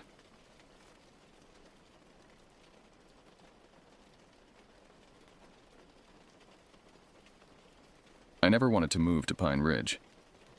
In April of 2019, my mother Joanne packed our belongings into 2 weathered suitcases, herding my siblings and me into our rusted station wagon. We fled our home in Massachusetts under the cover of darkness, escaping my father's violent outbursts and broken promises. "It'll be different this time," Mom promised, her knuckles white against the steering wheel as we crossed state lines. I watched her eyes in the rearview mirror, hollow but determined. At 16, I understood what we were running from, but my younger siblings, Melody 12 years, Adam 10 years, and Ben 5 years, only knew we were going on an adventure. Pine Ridge was a forgotten logging town nestled in the Appalachian foothills. Dense forests surrounded clusters of homes, most in various states of disrepair. Cabin 8 at the Pinewood Lodge would become our sanctuary, a modest 2-story structure with faded yellow paint and creaking floorboards that whispered with every step. The caretaker, Mr. Wilson, handed Mom the keys with a smile that didn't reach his eyes. "Rent's due first of the month. Keep to yourselves and you'll do fine here." His gaze lingered on us children before he trudged back to his office at the front of the property. Our neighbors kept their distance those first few weeks. The O'Malleys in Cabin 7 nodded politely, but rarely spoke. The Huttons across the way had a boy named Justin about Adam's age, but his mother watched him like a hawk whenever he ventured outside. Mom found work at the local diner, serving breakfast to truckers passing through on Route 16. I enrolled at Pine Ridge High School, where students stared at me with undisguised curiosity. The outsider, the newcomer with secrets. "Everyone has something to hide in Pine Ridge," a girl named Heidi whispered to me during lunch my first day. "You'll learn that soon enough." I dismissed her warning as small-town paranoia. We'd escaped the danger. We were safe now, building a new life away from Dad's rage. Cabin 8 might have been drafty, with water stains spreading across the ceiling and windows that rattled in the wind. But it was ours. How wrong I was to think we'd found safety. If I could go back to those early days, I'd pack our bags and drive until Pine Ridge was nothing but a distant speck in our rearview mirror. But hindsight offers no salvation, only regret that festers like an open wound. By summer, our lives had fallen into a predictable rhythm. Mom worked double shifts while I watched my siblings. Melody, ever the responsible one, helped with household chores. Adam made friends with Justin Hutton despite Mrs. Hutton's obvious disapproval. Ben adjusted the quickest, finding wonder in the forest that bordered our backyard. "Don't go past the creek," I warned them daily. Something about those woods made my skin crawl. Perhaps the unnatural silence that descended when you ventured too far in, or the way shadows seemed to move independently of the trees that cast them. Our neighbors remained distant, though Mr. Wilson sometimes lingered near our cabin, watching us through cigarette smoke. When questioned about repairs, the bathroom sink that perpetually dripped or the back door that wouldn't lock properly, he'd promised to get around to it before disappearing for days. I befriended Heidi from school, though her peculiar intensity sometimes unnerved me. She knew everything about everyone in Pine Ridge, including details that seemed impossible for a teenager to access. The Huttons moved here after their oldest son disappeared, she told me one afternoon as we walked home. "And Mr. Wilson? He served time for something bad, real bad. Records are sealed, though." "How do you know all this?" I asked. She shrugged. "My mom works at the county clerk's office. I listen." In July, Mom brought home a man named Ray, who worked as a mechanic at the garage by the diner. He had weathered hands and a gentle smile, but his eyes held a sadness I recognized from my own reflection. They'd sit on our porch after dinner, speaking in hushed tones while nursing beers. "I like him," Melody confessed one night as we washed dishes. "He fixed my bike without asking for anything." I remained skeptical.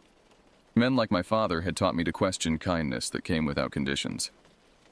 As summer waned, strange occurrences began plaguing our cabin. Items moved overnight. Ben's teddy bear relocated to the kitchen table, Mom's work shoes found in the bathtub. The telephone rang at odd hours, silent on the other end. I'd wake to find doors we'd closed standing open, windows we'd locked unlatched. Old houses settle. Mom dismissed my concerns. The wind plays tricks. But it wasn't the house or the wind that left muddy footprints in the hallway one morning in August. It wasn't natural forces that carved a small, precise X into our front door while we slept. Something was marking us, watching us, waiting. By September, I couldn't shake the feeling of being observed. Walking home from school, I'd feel eyes tracking my movement through the trees. At night, shadows passed beneath our windows, too deliberate to be wildlife. Mom dismissed my concerns. "You've always had an active imagination," she said, distracted by bills spread across the kitchen table. Work had slowed at the diner as tourist season ended, and her smile grew more strained with each passing day. Ray began staying overnight occasionally. I'd hear their hushed arguments through the thin walls, something about money and the job and whether it was worth the risk. When confronted, Mom assured me everything was fine. "Ray's just helping us get ahead," she said, tucking a strand of hair behind her ear, a tell I recognized from childhood, her signal that she wasn't being entirely truthful. One Tuesday afternoon in early October, I returned from school to find Mrs. Hutton waiting on our porch. Her face was drawn, eyes darting nervously toward the tree line. "Keep your little ones close," she whispered, gripping my arm. "There's talk in town. Bad people coming around again." "What people? What are you talking about?" She shook her head. "History repeats. We didn't listen last time, just be careful." She hurried away, looking over her shoulder repeatedly. That evening, I relayed the conversation to Mom. Ray, who'd been fixing our leaky faucet, straightened abruptly. "Marnie Hutton needs to mind her business," he snapped, exchanging a look with Mom I couldn't interpret. "It's nothing," Mom assured me. "Small towns breed gossip." 2 days later, Justin Hutton stopped coming to school. When Adam asked to visit him, Mrs. Hutton informed us through a barely opened door that they were leaving town for a while. The next morning, their cabin stood empty, curtains drawn. Heidi had her own theories. "It happens every few years," she explained during lunch. "Families just up and leave. No notice, no goodbyes. My mom says it's the anniversary effect." "Anniversary of what?" "The incident," she whispered, leaning closer. "Back in '92, a whole family was killed right here in Pine Ridge. Cabin 10, just 2 doors down from you. They never caught who did it." My blood went cold. "Why wouldn't anyone tell us this?" "Bad for business," she shrugged. "Besides, who'd want to relive that? The younger kids were..." She stopped suddenly, looking past me. "Your brother's waiting for you." Adam stood in the cafeteria doorway, his face unusually pale. "Mom called the school. We need to go home now." By the time we arrived, 3 police cruisers were parked outside our cabin. Officers combed the perimeter while Mom spoke with a detective on the porch, her voice rising in panic. "Someone broke in while I was at work," she explained when she saw us. "They didn't take anything valuable, just rearranged things. Left a message." "What message?" I demanded. Her eyes met mine, fear naked on her face. "Welcome home. October 18th, 2019. The date is seared into my memory. The last night of normalcy, the dividing line between before and after. Rain lashed against the windows as Mom prepared for her evening shift. Ray was coming over to watch us, a plan that irritated me. At 16, I was perfectly capable of looking after my siblings. "I don't need a babysitter," I protested. "He's not coming for you," Mom said, applying lipstick in the hallway mirror. "There's been break-ins all over town. I'd feel better knowing an adult is here." Melody had arranged to sleep at her friend's house across the property. "Katie's mom said I could stay for dinner," she pleaded, already packing her overnight bag. Mom hesitated. "Be back by noon tomorrow, and call when you get there." After they left, I helped Adam with homework while Ben watched cartoons. Ray arrived at 7, soaked from the rain and carrying a paper bag from the liquor store. "Got movies for the kids," he announced, producing a stack of DVDs alongside his 6-pack. He seemed on edge, checking his watch repeatedly and peering through the curtains at intervals. "Expecting someone?" I finally asked. "Just jumpy with this weather," he muttered. "Lock the back door, will you?"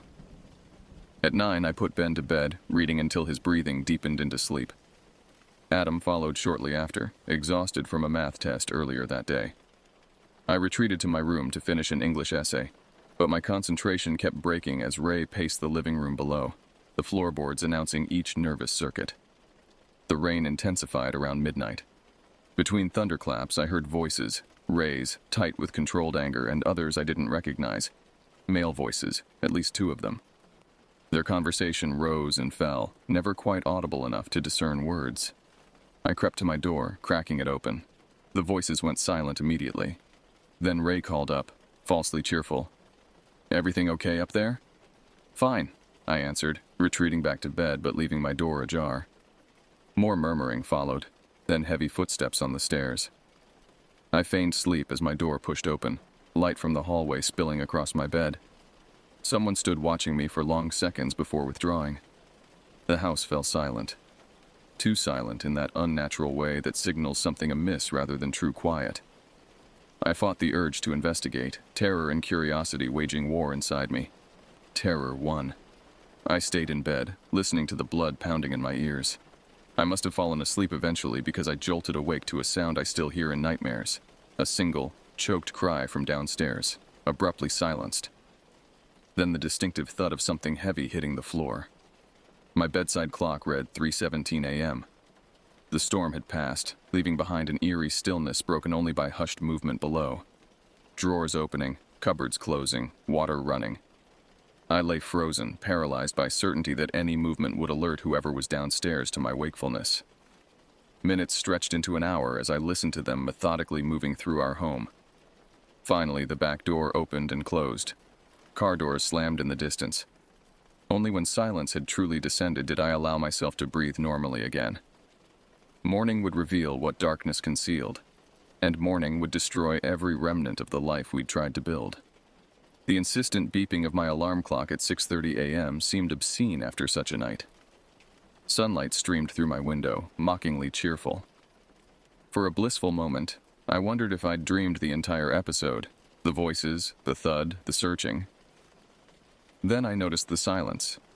No cartoons blaring as Ben typically demanded first thing. No Ray snoring on the couch where he usually crashed. Not even the routine sounds of plumbing protests as someone showered. I pulled on a sweatshirt and stepped into the hallway. Adam and Ben's door stood ajar, their room empty, beds unmade. Fear clutched at my throat as I called their names, my voice echoing in the still house. The staircase creaked under my weight. Halfway down, a metallic smell hit me, copper and salt, unmistakable even to someone who had never encountered it in such quantity before. At the bottom step, I froze.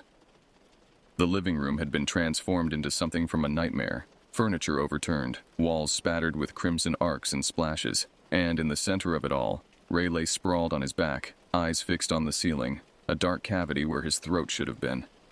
His chest was a ruined landscape of punctures and tears, the white of bone visible through shredded flesh. A hoarse sound escaped me. Not quite a scream, something more primal. I stumbled backward, colliding with the wall, unable to process what I was seeing. "Adam? Ben?" My voice cracked as I called for my brothers, praying they had somehow escaped whatever happened here. The kitchen yielded no answers, just more blood on the linoleum and a knife block with 2 slots empty. I forced myself to check every room, moving on autopilot, my mind retreating from the horror even as my eyes registered it. I found Adam in the downstairs bathroom, curled in the tub as if seeking shelter. His pajamas were saturated with blood, his small face frozen in an expression of absolute terror. Defensive wounds marked his hands and forearms. He had fought his attacker. Ben wasn't in the house. Neither was Melody, safely away at her sleepover. Small mercies that felt like nothing in the face of such devastation. Operating on instinct, I stumbled to the phone and dialed 911, my voice mechanical as I reported what I'd found. The dispatcher kept me on the line, asking questions I answered without comprehension. When sirens wailed in the distance, I walked outside and sat on the porch steps, staring blankly at the morning sun glinting off dew-covered grass. Within minutes, our quiet property became a chaos of police cruisers, ambulances, and eventually, crime scene vans. Officers cordoned off our cabin with yellow tape while neighbors emerged to stare, hands covering mouths in shock or whispers. Detective Russell Mason arrived an hour later, a heavy-set man with penetrating eyes that seemed to catalog every detail. He sat beside me on the steps, neither too close nor too distant. "I need to ask you some difficult questions," he said, voice gentle yet firm. "Can you help me understand what happened here?" For the next 2 hours, I recounted everything. Our move to Pine Ridge, Ray's relationship with Mom, the strange occurrences leading up to last night, and the voices I'd heard.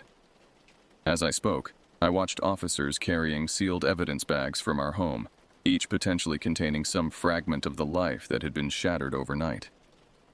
"Where's my mother?" I finally asked. "Someone needs to tell her." Mason's expression shifted almost imperceptibly. "We're trying to locate her now." "When did you last see her?" "She left for work around 6 last night. The diner, she works the evening shift." He nodded, making a note. "And she didn't come home last night?" A new fear bloomed inside me. "She sometimes stays with friends if she works late. Have you checked the diner?" "We're checking everywhere," he assured me, but something in his tone made my stomach clench. I learned later that Mom never arrived for her shift. Her car was found abandoned at a rest stop 50 miles north, keys still in the ignition. Her purse sat on the passenger seat, untouched. And Ben, my sweet innocent brother, remained missing, his absence a wound that bled hope with each passing hour. The days following the murders blurred together in a haze of police interviews, funeral arrangements, and unanswerable questions. Melody and I moved into a temporary foster home in town while the investigation continued. She barely spoke, her eyes vacant, occasionally asking when Mom would come get us, a question I couldn't bear to answer honestly. Detective Mason became a constant presence, sometimes sitting silently with us, other times gently probing for any remembered detail that might help their investigation. I learned to recognize the slight furrow in his brow that appeared whenever I mentioned Ray's mysterious friends, or the break-in days before the murders. "We found something interesting," he told me 2 weeks after that night. We sat in his cluttered office at the police station, away from Melody's ears. Ray Winters wasn't his real name. He was Raymond Garrett, wanted in 3 states for fraud and suspected involvement in organized crime. I stared at the mugshot he slid across the desk, Ray looking younger, harder, his eyes calculating rather than sad. Was he the one who... "We don't think so. The evidence suggests multiple perpetrators, and Ray was definitely one of the victims. This was professional work." Mason chose his words carefully. "We believe your family got caught in something bigger than you realize." Headlines in the local paper screamed, "Pine Ridge Horror, History Repeats," and "Cabin Murders Echo 1992 Tragedy." Journalists camped outside the police station, shouting questions whenever I appeared. Locals whispered when I passed, their curiosity and pity equally unbearable. Heidi was the only person from school who visited, bringing homework assignments and unlikely theories about what happened. "The town has secrets," she insisted during one visit. "My mom says these cabins should have been demolished years ago, too much bad history." 1 month after the murders, they found Ben's backpack in the woods, 5 miles from our cabin. Inside was his favorite dinosaur toy and a child's drawing of what appeared to be 3 stick figures standing around a house. No other trace of him emerged, despite extensive searches. Mom remained missing. Her identification was discovered at a bus terminal in Cincinnati, but security cameras yielded no footage of her. It was as if she had simply vanished, a possibility that haunted me more than confirmation of her death might have. Nights were worst. Sleep came rarely, and when it did, I jerked awake, convinced I'd heard footsteps on the stairs or whispers outside my window. The foster home's locked doors and security system offered no comfort against the demons that had already proven they could find us anywhere. Winter descended on Pine Ridge, snow blanketing the forests and the abandoned Cabin 8, which remained sealed with police tape even as the investigation stalled. I watched from afar as icicles formed on its eaves, nature reclaiming what humanity had defiled. On Christmas Eve, Detective Mason visited with a small gift for Melody, a dollhouse she'd mentioned wanting, and news he delivered quietly while she played in another room. "We found blood evidence in the woods," he said. "It matches your mother's DNA. I'm sorry." I nodded, oddly numb. "And Ben?" He shook his head. "Nothing conclusive. We'll keep looking." As snow fell outside, I realized part of me had died in that cabin along with Adam and Ray. The person I'd been before, the 16-year-old with dreams and petty concerns, was gone, replaced by someone who understood how quickly safety could become an illusion, how thoroughly evil could destroy everything you loved. "Will you ever find who did this?" I asked Mason as he prepared to leave. He paused at the door, his expression somber. "I promise you this. I won't stop looking until I do." A promise I clung to through the darkest nights, even as I began to understand that some mysteries remain unsolved, some wounds never heal, and some predators never face justice. January 2022. I turned 19 in a small apartment in Burlington, 3 hours and a lifetime away from Pine Ridge. Melody, now 15, had adapted better than anyone expected, throwing herself into schoolwork and dance classes with the resilience of youth. Our new guardian, Aunt Patricia, our mother's cousin who'd emerged from obscurity after the murders, provided stability, if not warmth. The investigation into what newspapers now called the Pine Ridge Massacre had gone cold. Detective Mason still called monthly with updates that weren't really updates, his voice increasingly apologetic. I'd stopped expecting closure but appreciated his stubborn refusal to abandon us. I deferred college, working instead at a local bookstore while attending therapy sessions mandated by victim services. The therapist called it complicated grief, mourning without resolution, healing without answers. She encouraged journaling, which I attempted half-heartedly, finding it impossible to translate horror into words. On the 3rd anniversary of that night, I received a plain manila envelope addressed to me at the bookstore rather than our home. No return address. Inside was a single photograph. Our family standing outside cabin 8 the day we moved in, smiling nervously at our fresh start. I hadn't seen this photo before. We hadn't owned a camera. Someone had been watching us from the beginning. On the back, written in neat block letters, "Still thinking of you." I took it directly to the police station, hands shaking. The detective assigned to our case since Mason's retirement studied it under bright lights. "Postmarked from Cincinnati," he noted, "like the other evidence. We'll run tests, but these things rarely yield prints." That night, unable to sleep, I searched online for anything related to Pine Ridge and the murders. Among dozens of articles I'd already read, one headline from a week earlier caught my attention. "Human remains discovered in Appalachian wilderness." The article described hikers finding partial skeletal remains near an abandoned hunting cabin 60 miles from Pine Ridge. Authorities were working to identify the victim, believed to be a child between 5-7 years old. My heart pounded as I dialed Mason's home number, saved years ago but never used. He answered on the 4th ring, voice thick with sleep. "The remains they found," I said without preamble. "Is it Ben?" Silence stretched between us, then softly, "We're waiting on dental records, but yes, we believe so." I hung up without responding, something cold and resolute crystallizing inside me. For 3 years, I'd waited for justice to find us. Perhaps it was time to reverse the equation. The next morning, I called in sick to work and drove to the library's public computers. Using techniques learned from true crime podcasts I'd obsessively consumed, I systematically researched everything connected to Pine Ridge: property records, obituaries, news archives. The pattern emerged slowly. Every decade or so, violence visited the cabins at Pine Ridge. Different victims, different circumstances, but similar brutality. In 1992, the incident Heidi had mentioned, a family of 4 found murdered, their youngest child missing. In 1981, a solitary hunter killed in cabin 3. In 1972, a young couple vanished from cabin 12, blood evidence suggesting foul play. Property records revealed what news stories didn't. The cabins had changed ownership multiple times, but one name appeared repeatedly as property manager: Wilson. 3 generations of the same family overseeing decades of bloodshed. I drove back to Pine Ridge the following day, telling Aunt Patricia I needed closure. The cabins looked smaller than I remembered, shabbier in winter's harsh light. Mr. Wilson still operated the front office, older now but with the same watchful eyes. He didn't recognize me at first, the traumatized girl now a solemn young woman. When recognition dawned, fear flickered across his features. "We're closed for renovations," he said, moving to shut the office door. I planted my foot in the jam. "I know about 1992, I said quietly. "And 1981, and 1972. His face drained of color. "I don't know what you're talking about. 3 generations of your family, 3 generations of murder. What are you, some kind of caretakers? Do you choose the families or just facilitate what happens to them?" "You should leave," he whispered, eyes darting past me to the empty parking lot.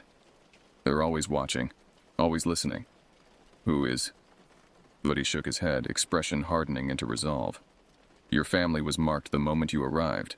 I had tried to warn you, all of you, but nobody listens until it's too late. As I drove away, I noticed a black sedan pulling into the property. In my rearview mirror, I saw Mr. Wilson greeting the driver with the stiff formality of someone under duress. I'd disturbed something dormant, and now, I suspected, I had drawn its attention back to me. Spring arrived in Burlington with a sense of foreboding. The dental records confirmed what we already knew. The remains belonged to Ben. We buried him beside Adam in a quiet ceremony attended by the handful of people who constituted our diminished world. Afterward, standing alone at the graveside, I felt someone watching me. Turning, I saw Detective Mason observing from a respectful distance. "Thank you for coming," I said when he approached. "I made a promise." He hesitated. "There's something else you should know. We reopened the investigation into the 1992 murders based on similarities to your family's case. DNA technology has advanced significantly since then." Hope flickered weakly. "Did you find something?" "Blood evidence from both crime scenes shares familial markers. Whoever killed your brothers and Ray is related to whoever killed the family in 92. "The Wilsons," I whispered. Mason's eyes narrowed. "What do you know about the Wilsons?" I told him everything, my research, the pattern of violence, my confrontation with the property manager. As I spoke, his expression shifted from skepticism to dawning horror. "I need you to stay away from Pine Ridge," he said when I finished. "If what you're suggesting is true, you've put yourself in danger. Let us handle this." But the investigation moved too slowly, burdened by procedure and limited resources.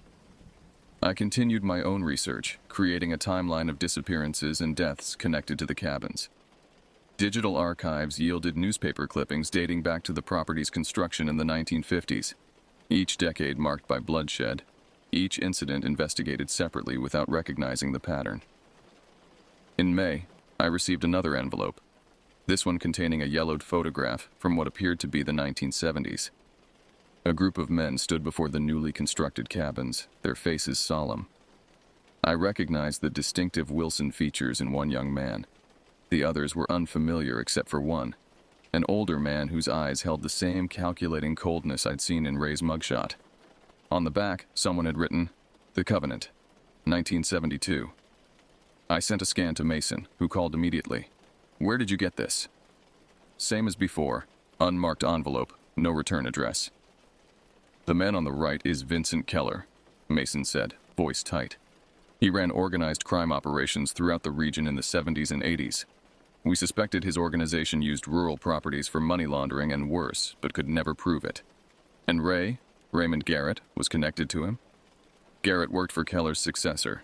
The organization never died, just evolved." Mason paused. "I think I understand now. The cabins are part of their infrastructure. The murders are either eliminations of witnesses or rituals of initiation. But why my family? We had nothing to do with them until Ray. Your mother may have known more than you realize.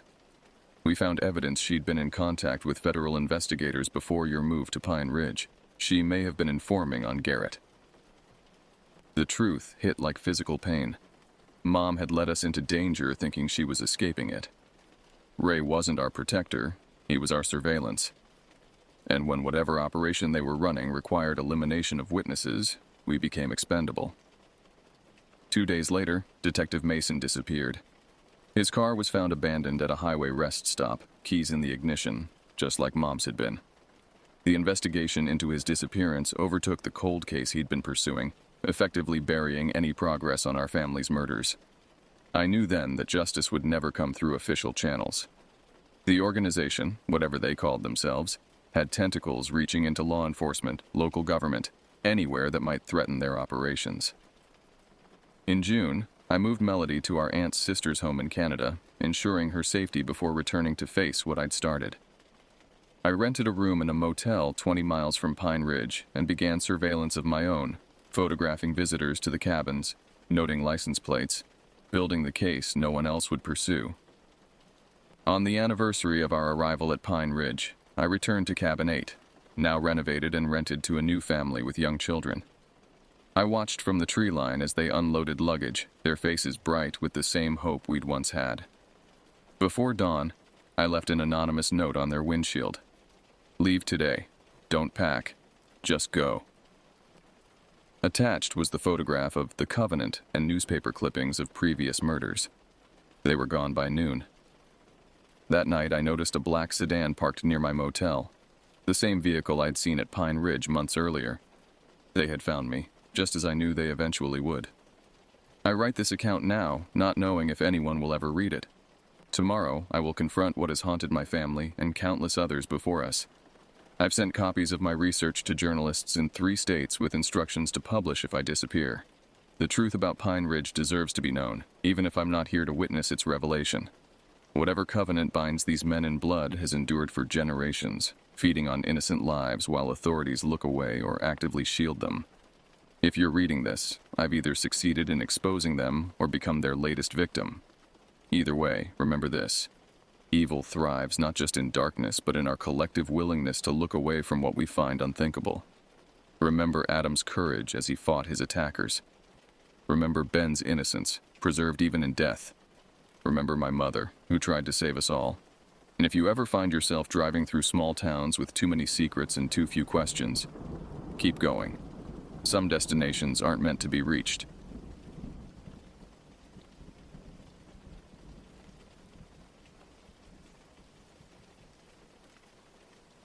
The Arizona wilderness stretched before me like a sleeping giant as I trudged deeper into the forest.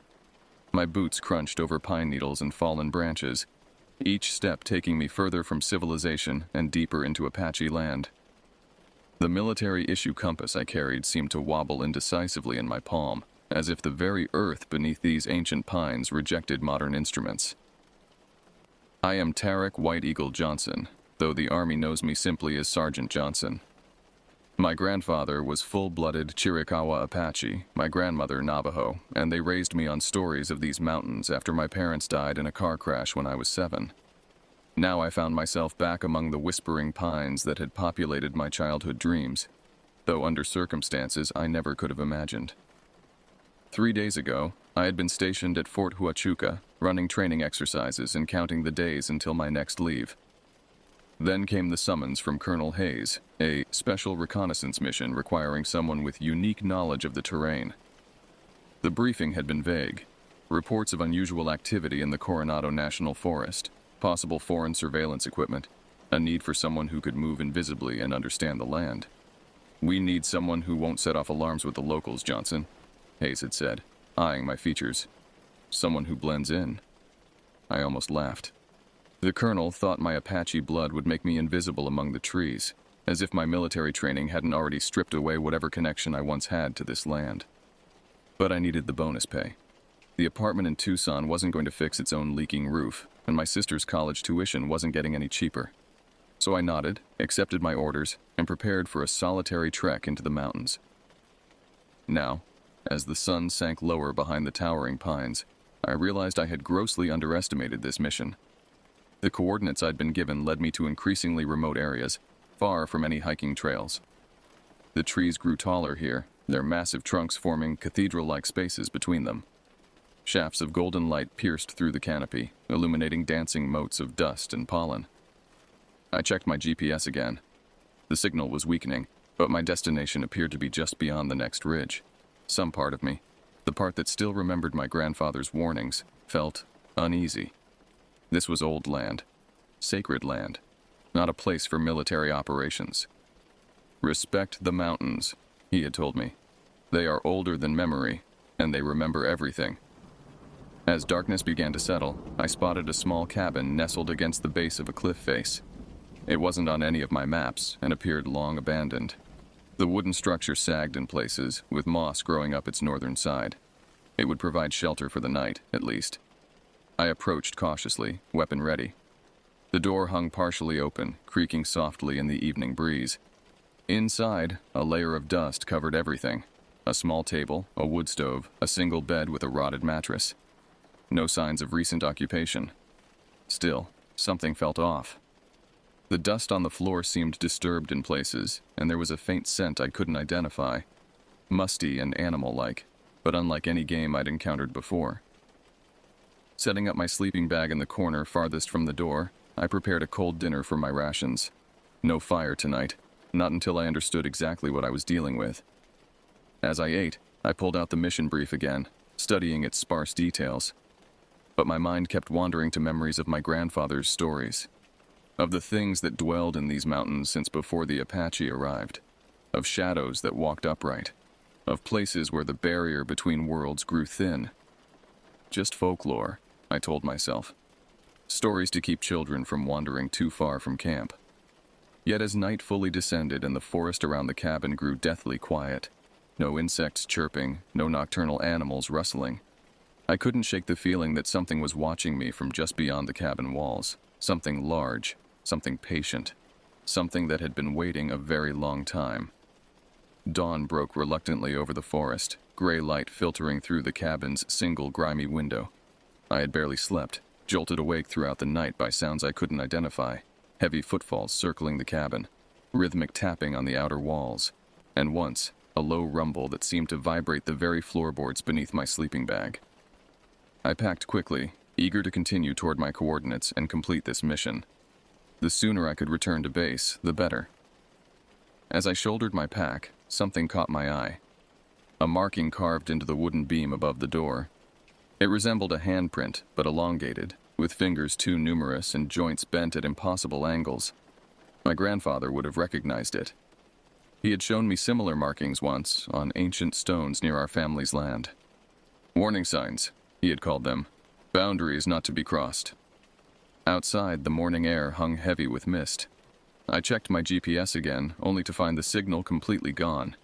Even my compass seemed affected, the needle spinning lazily without finding north.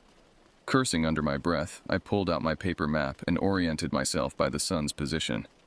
The coordinates I needed should be northeast, perhaps 4 miles further into the mountains. I hiked steadily uphill, the terrain growing steeper and more challenging.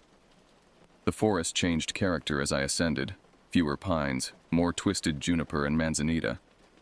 The ground became rocky, with unexpected sinkholes and crevices forcing me to adjust my route frequently.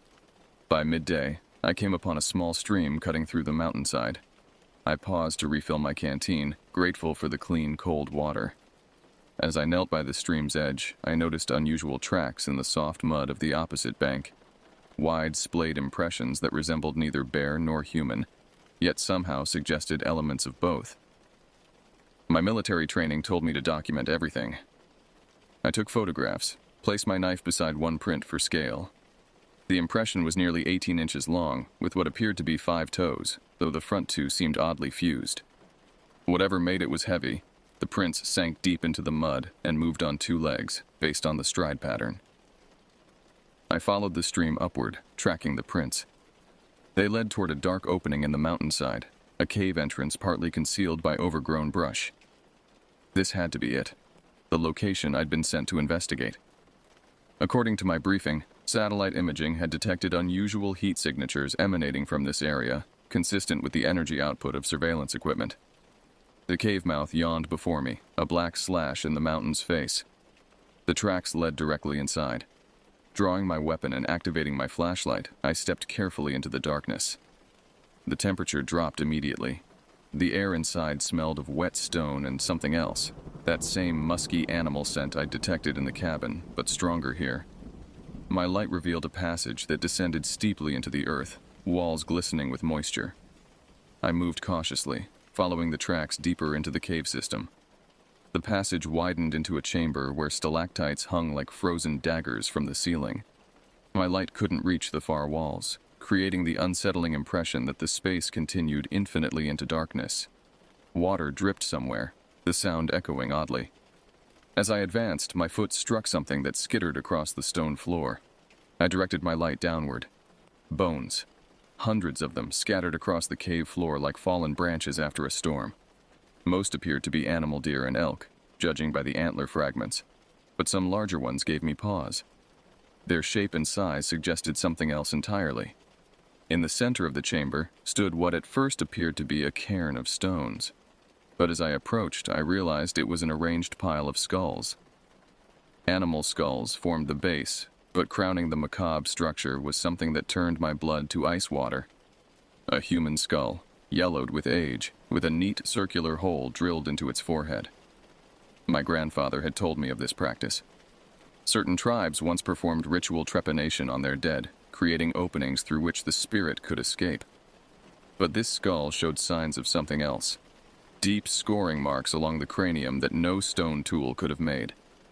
They resembled claw marks, as if something had tried to extract what lay within. As I stood transfixed by this discovery, I became aware of a sound echoing through the chamber, a rhythmic scraping, like heavy nails dragging across stone. It came from deeper within the cave, from a dark passage I hadn't noticed before, and it was getting closer. I retreated into the shadows along the chamber wall, extinguishing my light. Military training took over. Assess, adapt, overcome. The scraping sound continued, accompanied now by heavy breathing that echoed wetly off the stone walls. Whatever approached was large and moved with deliberate slowness. A faint phosphorescence began to illuminate the chamber, some kind of fungus or lichen on the walls responding to the disturbance. In that ghostly blue-green glow, I saw it emerge from the deeper passage. At first, my mind struggled to process what my eyes beheld. It walked upright on two powerful legs, standing well over 7 feet tall. Its body was covered in thick, matted fur, dark as pine bark. But it was the creature's proportions that defied comprehension. Arms too long, reaching nearly to the ground. A torso too broad and hunched. A head that seemed to sit directly on massive shoulders with barely any neck visible. The face. I could only glimpse it in profile as the creature moved across the chamber. But what I saw haunted me. Not quite human, not quite animal. A heavy brow ridge shadowed deep-set eyes. The jaw protruded, revealing teeth when it opened its mouth to scent the air. This was no man in a costume. No bear walking upright. This was something else entirely. Something that walked the blurred line between legend and reality. Sasquatch, Bigfoot, the old one. My grandfather's people had many names for the forest guardian, the shadow walker. I had dismissed them as stories meant to explain the unexplainable sounds in the night. Now I was frozen in its presence. The creature paused at the pile of skulls, reaching down with hands that seemed almost human, but far larger, with blackened nails like curved talons. It adjusted the human skull at the top, turning it to face the entrance through which I had come. A deliberate warning. I remained motionless, controlling my breathing, willing my heart to quiet its thundering in my chest. The creature hadn't detected me yet, but I knew its senses would be sharper than mine. Any movement, any sound, might trigger a confrontation I couldn't hope to win. Minutes passed like hours as the being moved about the chamber, occasionally stopping to scent the air. I noticed now that it seemed to be injured. It favored its right side, and something dark, possibly blood, matted the fur along its flank. Finally, it gathered something from the ground animal bones that it clutched to its chest and retreated back through the dark passage. The scraping sound faded gradually until silence reclaimed the cave. I waited 10 more minutes before daring to move, then carefully reactivated my flashlight, keeping the beam directed downward. The mission had suddenly taken on an entirely different dimension. Was this what I had been sent to find? Did the military somehow know about this creature? I thought of the coordinates, the vague briefing, the unusual tracks. Perhaps reports of the creature had been misinterpreted as signs of human intruders. Or perhaps someone knew exactly what dwelled in these caves and wanted confirmation. Either way, I needed to document everything. I photographed the skull arrangement, the tracks, the claw marks on the stone walls. Then, against all better judgment, I decided to follow the passage where the creature had disappeared. The tunnel descended sharply, requiring me to half climb, half slide down its slick surface. The air grew warmer, more humid, carrying a stronger musk that caught in my throat. After about 30 meters, the passage opened into another chamber, smaller than the first, but equally disturbing. What I found there wasn't surveillance equipment or foreign operatives, but something far more ancient. The walls were covered with pictographs, red ochre handprints, stick figures of humans, and larger looming figures that matched what I had just witnessed. Some images depicted what appeared to be hunting scenes, the tall figures pursuing deer and smaller humans fleeing before them. But the central image, taking up the largest section of wall, showed something different. Humans and the tall beings standing together, arms raised toward a spiral symbol that I recognized from my grandfather's teachings. It represented a doorway between worlds. Below this mural, arranged carefully on a natural stone shelf, sat several artifacts that made my heart sink. Modern items, a digital camera, its casing cracked open, a backpack torn to shreds, hiking boots with the laces still tied, and most disturbingly, a military-issue canteen with initials carved into its side, RM. Richard Martinez. The name clicked into place. A specialist who had gone missing during a training exercise in these mountains 3 months ago. The official report claimed he had deserted, but rumors around base suggested something stranger had occurred. I was photographing these findings when a low growl reverberated through the chamber. I spun around, my light catching reflective eyes at the tunnel entrance. Not the large creature from before, but something smaller, though similar in form. A juvenile, perhaps. It charged without warning, moving with shocking speed across the chamber. I fired a warning shot that echoed deafeningly in the enclosed space, but the creature didn't slow. In desperation, I dodged sideways, losing my balance on the uneven floor. I fell hard, my head striking stone, and darkness claimed me. I awoke to pain, a throbbing behind my eyes and a sharp sting along my left arm.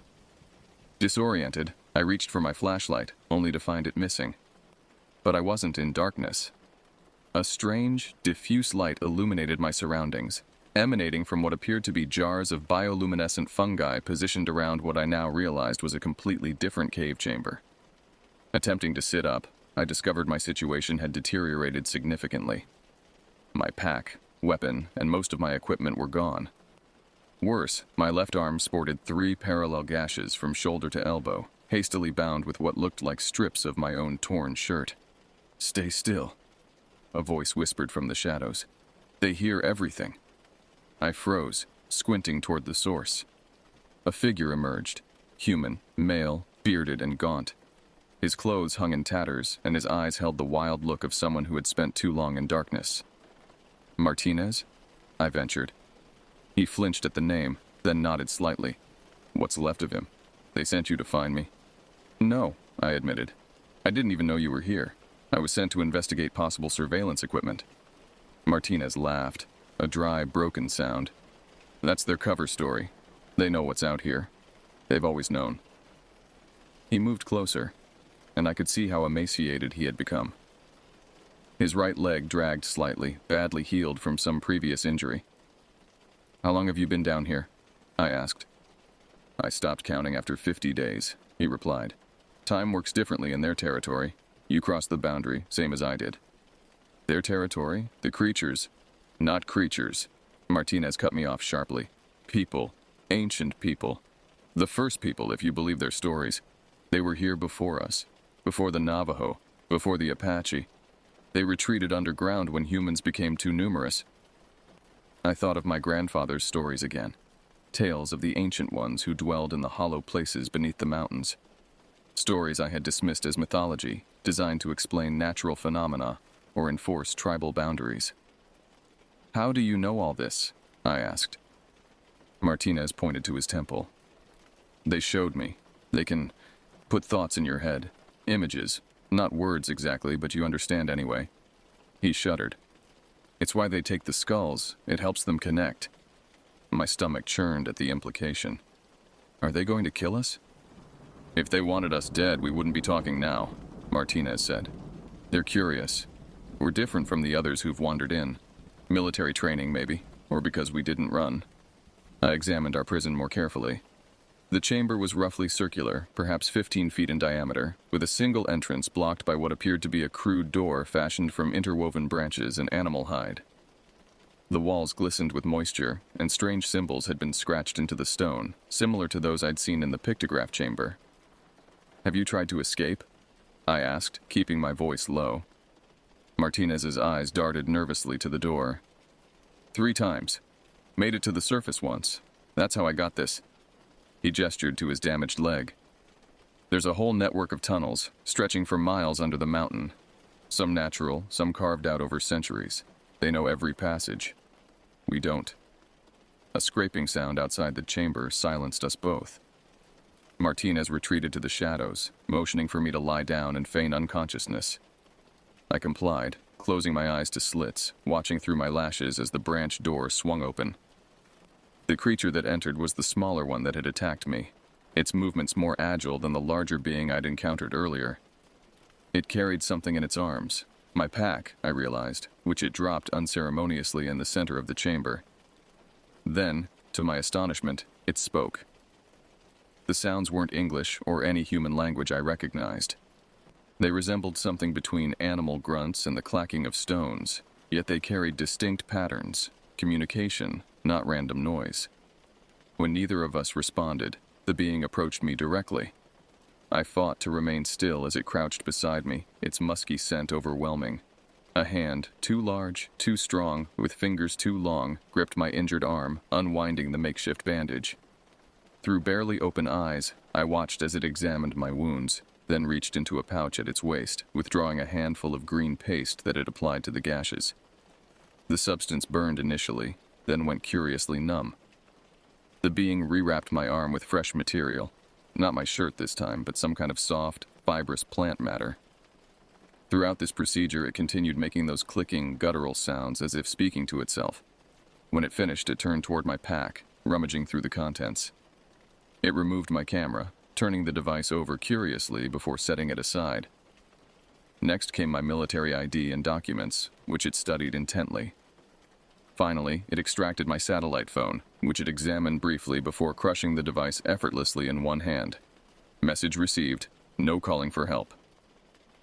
After the being departed, Martinez emerged from his hiding place, his expression grim. "That one's called Nakohe," he said. "The healer. It's been patching me up whenever I get injured trying to escape." He nodded toward my newly bandaged arm. "That paste will prevent infection. They know medicines we've forgotten." I examined the bandage, expertly applied, with even pressure across the wound. "You understand their language?" "Some words. They've been teaching me." Martinez tapped his head again. "Through pictures, mostly. They're not all the same. Some want to help us. Others want to..." He trailed off. "Want to what?" I pressed. Martinez's eyes met mine, hollow with fear. "Use us. Study us. They believe we're related somehow. Distant cousins who took a different path. They want to understand why we've forgotten the old ways, forgotten them." I thought of the skull with the hole drilled into it, by examining our brains. He nodded slowly. "The elder, the big one you must have seen, he's the one who decides our fate, and tonight is their council meeting." "What happens at the council?" Martinez's voice dropped to a whisper.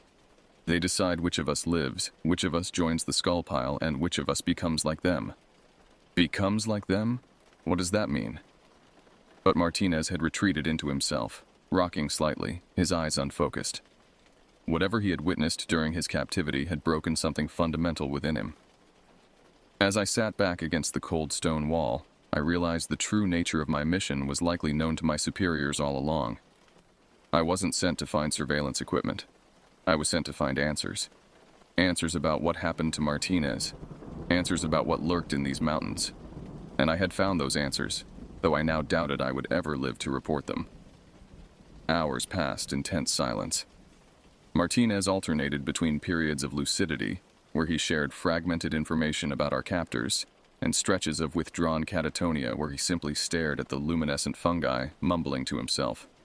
From his scattered accounts, I pieced together a disturbing narrative. These beings, he called them the Z-Na-Ne, or Ancient Ones, had once dominated the surface world.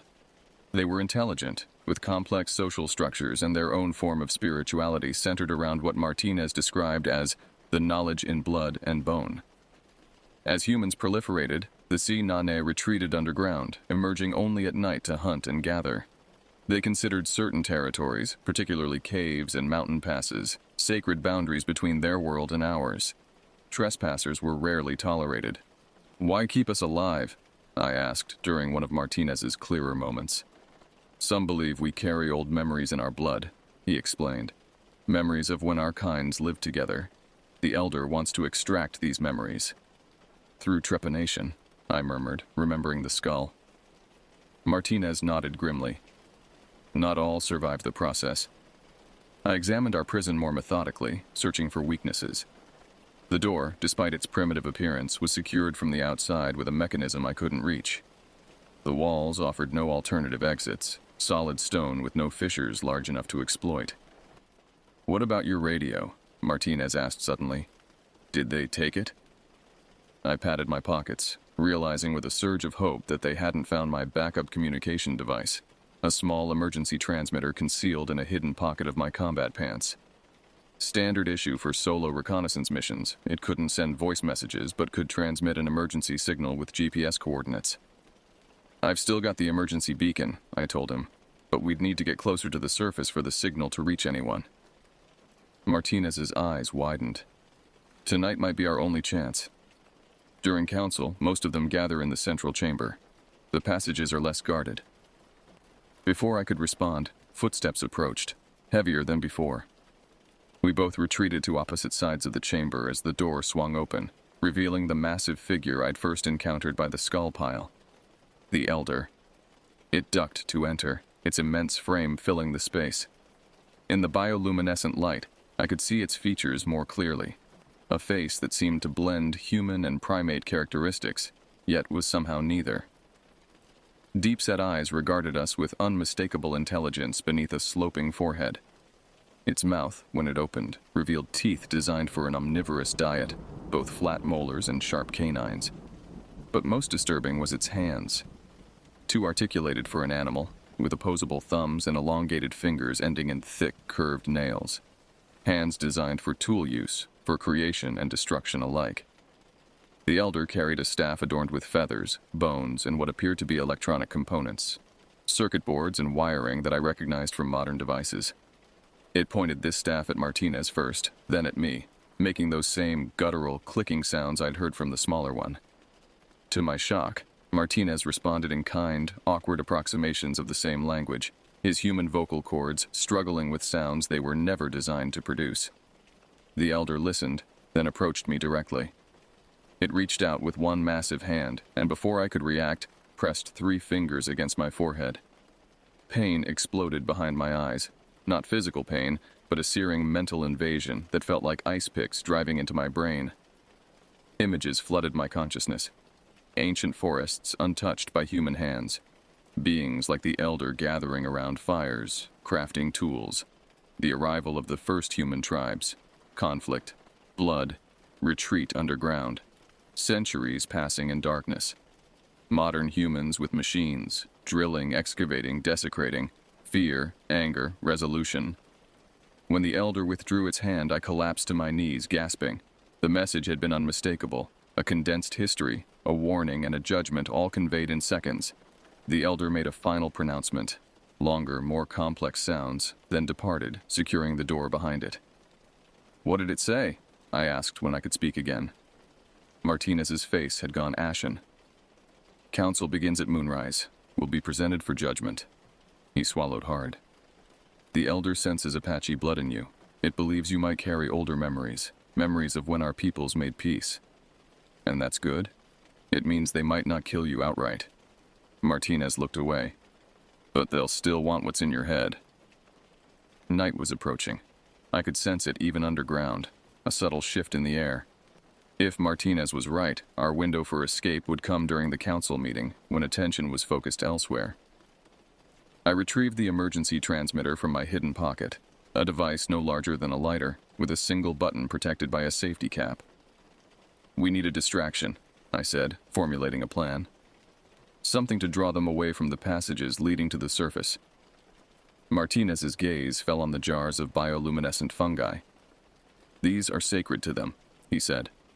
"They harvest them from a special chamber and cultivate them carefully. They're flammable when dried." I understood immediately. We create a controlled fire, enough smoke to trigger alarm, but not enough to cause a cave-in. While they're responding, we make for the surface.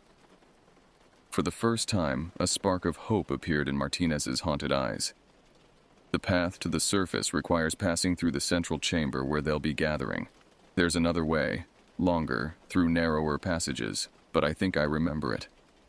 Together, we began preparations. Martinez showed me how to extract the phosphorescent material from several of the fungi jars, explaining that when dried and concentrated, it created a slow-burning but smoke-heavy fire. Meanwhile, I tore strips from my remaining clothes to create fuses of varying lengths. As we worked, Martinez spoke of his months in captivity, of witnessing rituals where the Sinane danced around fires, consuming substances that sent them into trances, of seeing them craft intricate artworks on cave walls using pigments mixed with their own blood, of hearing their songs echo through the mountain, songs that sounded like earth itself groaning. "They're dying out," he whispered. "Too few young ones, too little territory left. That's why they're desperate to extract our memories. They think there might be knowledge there, something they've forgotten that could save them." I thought of my grandfather then, of how he had mourned the fading of traditional Apache ways, the loss of language and ceremony with each passing generation, of how he had taught me what he could, knowing it was but a fraction of what had once been. Perhaps these beings felt the same desperation, watching their ancient culture slip away beneath the inexorable advance of modern humanity. But sympathy wouldn't save us from having our skulls drilled open. As the subtle shifts in air current told us night had fallen above, we finalized our plan. Martinez would create a distraction near the food storage chambers, far from our escape route but crucial enough to draw attention. I would make my way toward the surface through the secondary passages he had described, transmitting the emergency signal once I reached sufficient depth. "What about you?" I asked as we prepared to implement our desperate plan. "We go together." Martinez glanced down at his damaged leg. "I'll slow you down, get to the surface, bring help." A bitter smile crossed his face. "I've survived this long. I can last a little longer." Before I could argue, we heard it, a distant rhythmic pounding. Drums or something like them. The council was beginning. It was time. The sound of drumming provided perfect cover as Martinez showed me how to manipulate the primitive door latch from inside, knowledge gained through months of observation. We slipped into the corridor, which was dimly lit by more of the bioluminescent fungi growing along the walls. "Remember the path," Martinez whispered, tracing a crude map in the dust on the floor. 3 left turns, then the narrow crevice that slopes upward. Follow the water seepage. It all flows down from the surface. He handed me several small bundles of the prepared fungal material, each with its own fuse. "Plant these at intervals. Light them only when you hear the commotion start. The smoke will create confusion. Cover your scent." The drumming grew louder, accompanied now by those same clicking, guttural vocalizations, dozens of voices joining together in what sounded like a primitive chant. We parted at the first junction, Martinez limping toward the food chambers while I moved in the opposite direction, counting passages and memorizing landmarks. The cave system was more extensive than I had imagined, with evidence of both natural formation and deliberate excavation. In some sections, modern human artifacts had been incorporated into the structure.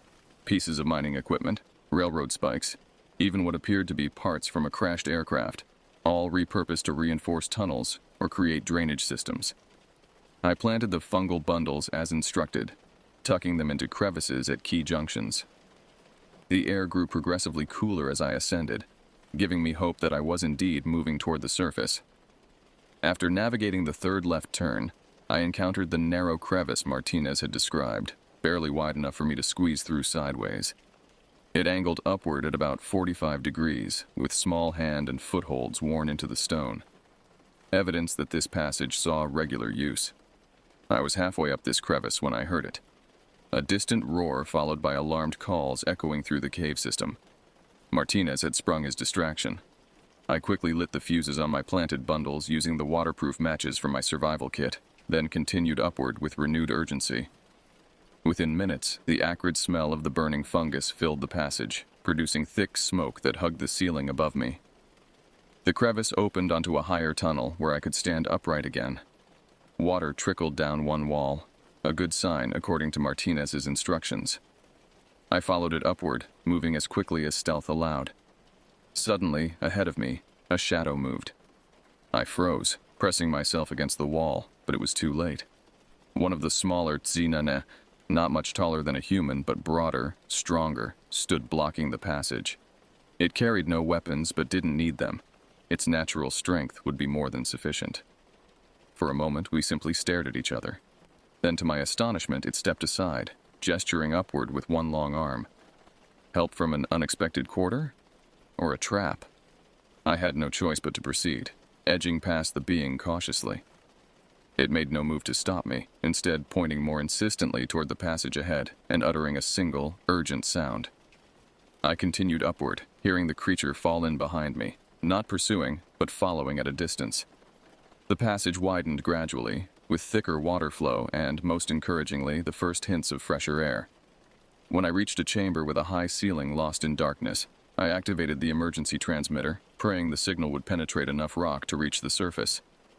The device blinked green twice, confirmation that it was transmitting, before I tucked it securely back into my pocket. The being that had followed me emerged into the chamber, now gesturing toward a different passage than the one I'd been following. When I hesitated, it made an impatient sound, then reached out to grasp my uninjured arm, pulling me firmly toward the alternative route. Something in its manner, a sense of urgency rather than menace, convinced me to trust its guidance. The new passage was steeper, requiring an almost vertical climb in places, but I could definitely feel a current of fresh air flowing downward. Behind us, the sounds of confusion grew louder, calls echoing through the tunnels, the pounding of heavy feet on stone. The smoke must have reached the council chamber. As we climbed higher, the passage grew lighter, not from bioluminescence, but from actual moonlight filtering down through cracks in the ceiling. My guide increased our pace, occasionally reaching back to help pull me up particularly difficult sections. Finally, we emerged onto a small ledge high on the mountainside, a concealed entrance camouflaged by scrub brush and boulders. The night air felt impossibly sweet after the stale atmosphere of the caves. Above, stars crowded the Arizona sky, with a waning moon providing just enough light to see by. My unexpected ally stepped out behind me, its features more visible in the moonlight. I could now see it was younger than the others I'd encountered, perhaps an adolescent of its kind. Around its neck hung what I recognized as Martinez's dog tags. "You know Martinez," I said, pointing to the tags. "You've been helping him." The being touched the tags, then placed a hand on its chest, making a sound that might have been its name. It pointed to the transmitter in my pocket, then upward toward the sky, making a questioning noise. "Yes," I confirmed. "Help is coming." I pointed back toward the cave entrance. "Martinez. We need to help Martinez." The creature shook its head vehemently, gesturing down the mountainside, clearly indicating I should leave. Then it pointed to itself and back to the cave, pantomiming that it would return for Martinez. A distant thrumming reached my ears, helicopter rotors. The emergency signal had been received, and a response was already en route. The being heard it too, its head tilting to track the sound. Without further hesitation, it pressed something into my hand, a small carved object that resembled a stylized human figure with elongated limbs, then disappeared back into the cave entrance. I scrambled down to a clearing where the helicopter could spot me, waving my arms as its searchlight swept the mountainside. As the aircraft descended, I clutched the carved figure, knowing it represented more than a simple artifact. It was evidence of an incredible truth, that legends sometimes walked in flesh and blood, and that the line between myth and reality was far thinner than modern humanity believed. The helicopter touched down, and military personnel rushed out, weapons ready. I identified myself, showing my ID and explaining I had found Martinez alive in the cave system. When they asked what I'd discovered about the surveillance operation, I hesitated. What would happen if I told them the truth? Would they cordon off the mountain, send in teams to capture or kill the Tsinane, study them, dissect them, destroy? What would happen if I told them the truth? Would they cordon off the mountain, send in teams to capture or kill the Tsinane, study them, dissect them, destroy what remained of an ancient people already on the brink of extinction? I thought of my grandfather's teachings about respect for the land and its original inhabitants, of the young being who had helped me escape, who wore Martinez's dog tags, of the elders' visions showing centuries of retreat before the human advance. "Sergeant Johnson, report!" the commanding officer shouted over the helicopter's noise. I made my decision in that moment. "Foreign surveillance equipment confirmed, sir," I called back. "But it was abandoned. Looks like they were monitoring our training operations at Fort Huachuca, then pulled out in a hurry. Martinez has been surviving on his own since his accident. He's injured but alive in the cave system. We need extraction teams with climbing gear." The officer nodded, already radioing for additional support. As I was led to the helicopter, I slipped the carved figure deep into my pocket. Some secrets belong to the mountains. Some truths were not meant for military reports. 3 days later, I sat beside Martinez's hospital bed at Fort Huachuca's medical facility. His physical condition was improving, though the doctors remained concerned about his psychological state. He hadn't spoken since the rescue, responding to questions with only nods or blank stares. We were alone in the room when he finally broke his silence. "You didn't tell them," he said, his voice rough from disuse. I shook my head. Some things should remain mysteries. Martinez nodded slowly. They would never understand. They'd hunt them down, turn them into lab specimens. He turned to face me directly. "Did my friend find you? The young one?" "Yes," I confirmed, showing him the carved figure. "It gave me this." Martinez's eyes widened in recognition. "A kinship token. It means you're under their protection now." He touched his temple. "They'll know you wherever you go in their territory." "Will they survive?" I asked. "Perhaps. They've endured this long." Martinez looked out the window toward the distant mountains. "The young ones, some of them want contact, understanding. The elders fear it would lead to their final destruction." "And what do you think?" "I think secrets have power," he replied. "As long as people believe but don't know for certain, that's the boundary where they can exist." His words echoed my grandfather's teachings, that some mysteries should remain just that. The official report on the incident cited evidence of abandoned surveillance equipment, possibly left by foreign operatives monitoring military activities. Martinez's disappearance was reclassified from desertion to injury during reconnaissance. My supporting statement was accepted without question, a decorated sergeant's word rarely doubted. I was granted leave after the mission debrief. The first thing I did was drive to my grandfather's old homestead on the reservation. The cabin was weathered but still standing, much like the old man had been before cancer took him 3 years prior. Inside, I found his journal, filled with handwritten accounts of encounters with the shadow people, his term for what Martinez called the Tsinane. My grandfather had known, had perhaps even communicated with them, as I now suspected generations of Apache had done. I added my own account to the final pages of his journal, then sealed it in a waterproof container and buried it beneath the floorboards. Future generations might need this knowledge, but for now, it would remain hidden. That night, as I slept in my grandfather's cabin, I dreamed of underground passages and bioluminescent light, of ancient eyes watching from forest shadows, of boundaries between worlds growing thin in certain places at certain times. In my dream, the young Tsinane stood at the tree line, Martinez's dog tag still around its neck. It raised one long-fingered hand in what might have been greeting or warning, then melted back into the darkness between the pines. I awoke at dawn, the carved figure clutched in my hand, warm as if alive. Through the cabin window, I could see fresh tracks in the soil of my grandfather's garden. Wide, splayed impressions that resembled neither bear nor human, yet somehow suggested elements of both. Some would call it evidence. I chose to see it as a reminder. The wilderness holds secrets older than human memory. Some legends walk on 2 legs. And sometimes the monsters in our stories are simply people we haven't learned to understand. I am Tarek White Eagle Johnson. I carry Apache blood and Army dog tags. And I guard the boundary between 2 worlds, knowing that some shadows in the pines are watching, waiting, remembering.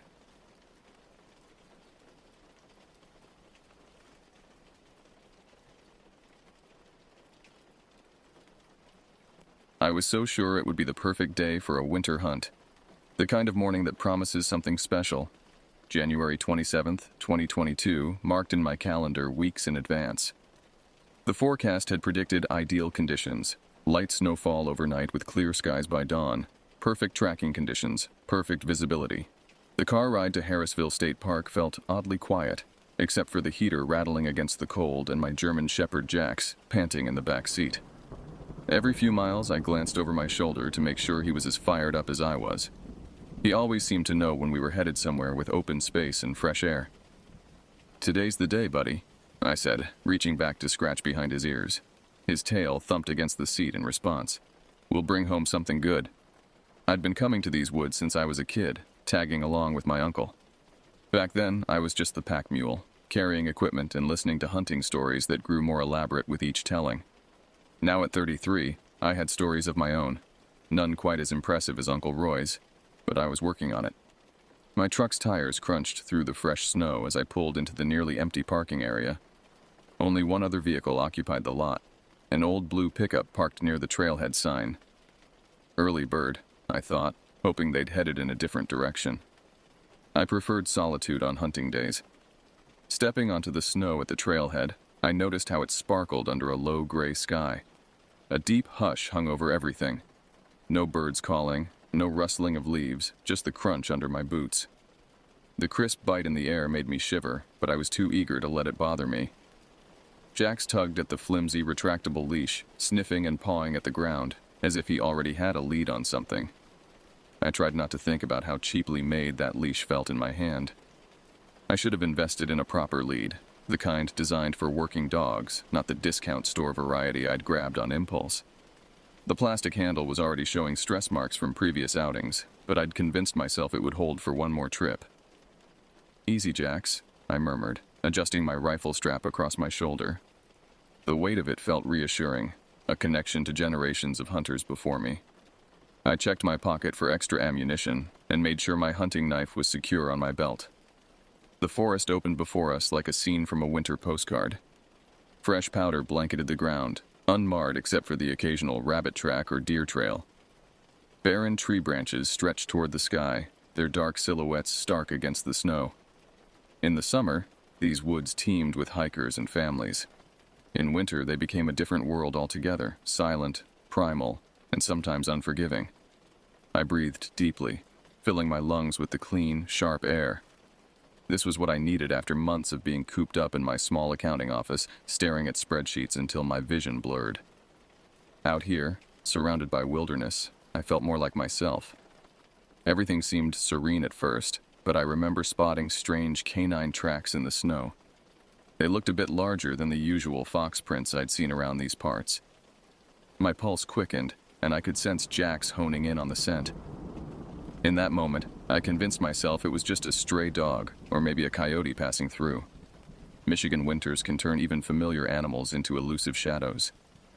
As we ventured deeper along the trail, the forest grew denser. Sunlight filtered through the canopy in weak, diluted beams that barely warmed the skin. I checked my watch. 9:17 a.m.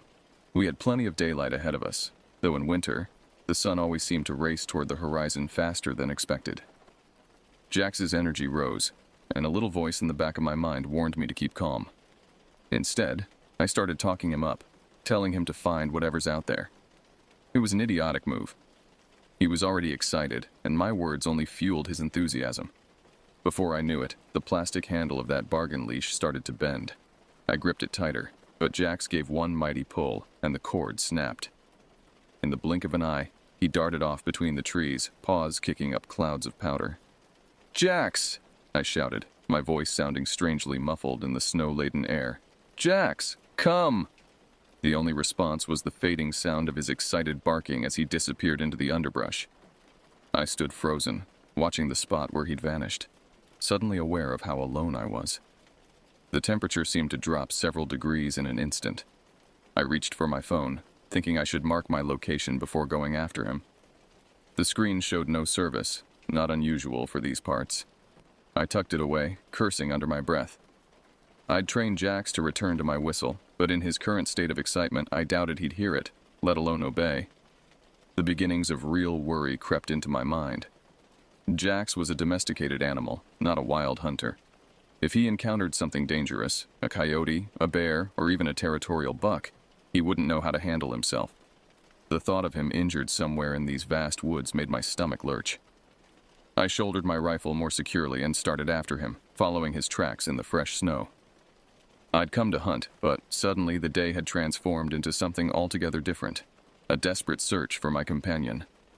My hands shook as I shouted for him, but my voice seemed to vanish in the stillness. For a second, I felt rooted to the spot, overwhelmed by the sight of my dog disappearing into a wild expanse. Then my body lurched forward and I tore after him, trudging through snow that seemed to get deeper with every step. I could see his tracks, spaced far apart from his bounding stride. The forest around me felt larger and colder now that I was alone. My breathing started to get rough, a mix of worry and the frantic pace I was forcing on myself. If Jax found an actual coyote or something worse, he might get hurt. And if I couldn't keep up with him, he could be gone for good. The deeper I went, the more anxious I became. It felt like each tree watched me rush by, not a single branch shifting. The hush had turned ominous, and I kept expecting something to bolt out of the shadows. I tried calling Jax again, voice cracking. The wind picked up, whistling through the bare branches overhead. It carried flecks of snow that stung my exposed cheeks and forehead. I pulled my hat lower, wishing I'd worn a face mask. My breath clouded before me in rapid puffs as I pushed forward, following Jax's increasingly scattered tracks. In the distance, I heard him barking, but the echo played tricks on my ears, making it impossible to pinpoint his direction. I pressed on, ignoring the tremor in my legs. The ground was slick in places, hidden ice patches waiting for a misstep. Panic started to creep into my thoughts. If I lost the trail, there was no guarantee I'd find it again. Jax was a big dog, but the woods are bigger. My mind raced with possibilities, each worse than the last. What if he fell through ice on the creek? What if he encountered a pack of coyotes? What if he simply ran too far and couldn't find his way back? The isolation of the forest suddenly felt oppressive rather than liberating. I checked my watch again, 10:03 a.m. Less than an hour since we'd started, but it felt like an eternity. I'd covered nearly a mile following Jax's trail, moving deeper into a section of the park I wasn't familiar with. The trees here grew closer together, their branches forming a dense network overhead that blocked most of the already weak sunlight. So I pushed forward, adrenaline urging me to keep going no matter how numb my fingers felt or how stiff my joints had become from the cold. There was only one goal at that moment: find Jax, latch onto him somehow, and get the both of us out of this place. Little did I know the real danger hadn't even begun. The terrain began to change, sloping gradually downward. I knew the creek ran through this part of the forest, a narrow, rocky waterway that would be partially frozen this time of year. In summer, it was little more than a pleasant babble over smooth stones. In winter, it transformed into a treacherous ribbon of ice and frigid water.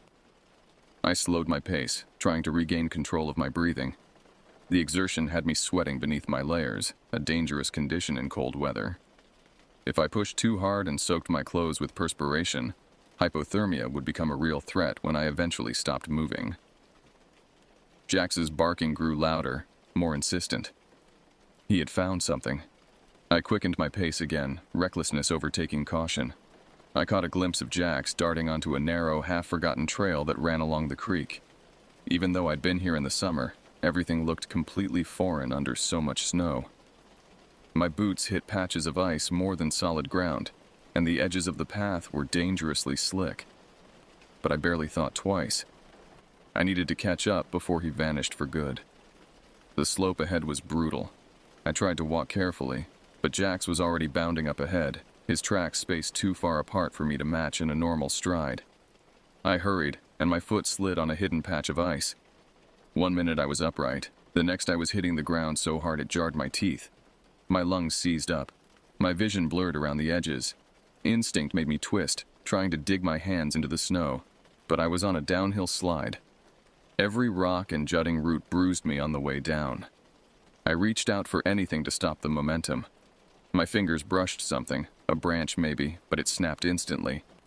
The world spun around me, a kaleidoscope of white snow, gray sky, and dark tree trunks. I lost all sense of direction as I tumbled, my rifle tearing free from my shoulder strap and clattering somewhere nearby. Pain exploded in my side as I collided with what felt like a boulder. I gasped, trying to catch my breath, but the momentum carried me further. Time seemed to stretch and compress simultaneously. In reality, the fall probably lasted only seconds, but each impact, each revolution felt like its own distinct moment of terror. I couldn't tell which way was up. All I knew was the sickening sensation of having no control over my body's movement. The hillside rushed by in a blur of white and brown. Then I slammed onto the creek, breaking through a layer of ice that gave way under my weight. The water almost took my breath away. It was a cold so intense my muscles clenched.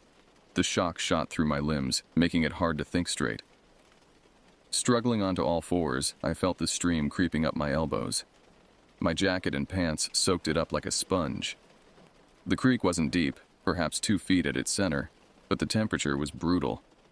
January in northern Michigan meant water temperatures just above freezing. The human body can withstand such cold for only minutes before hypothermia sets in.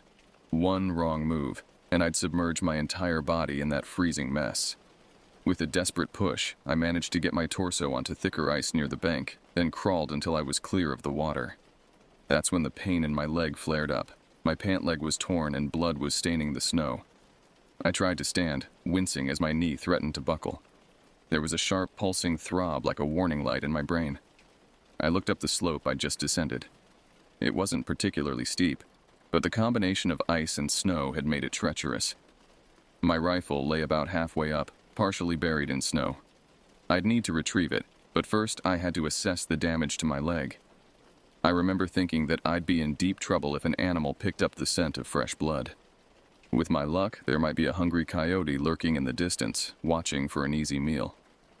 I peeled back the torn fabric of my pants to reveal a jagged gash on my right knee, about 3 inches long.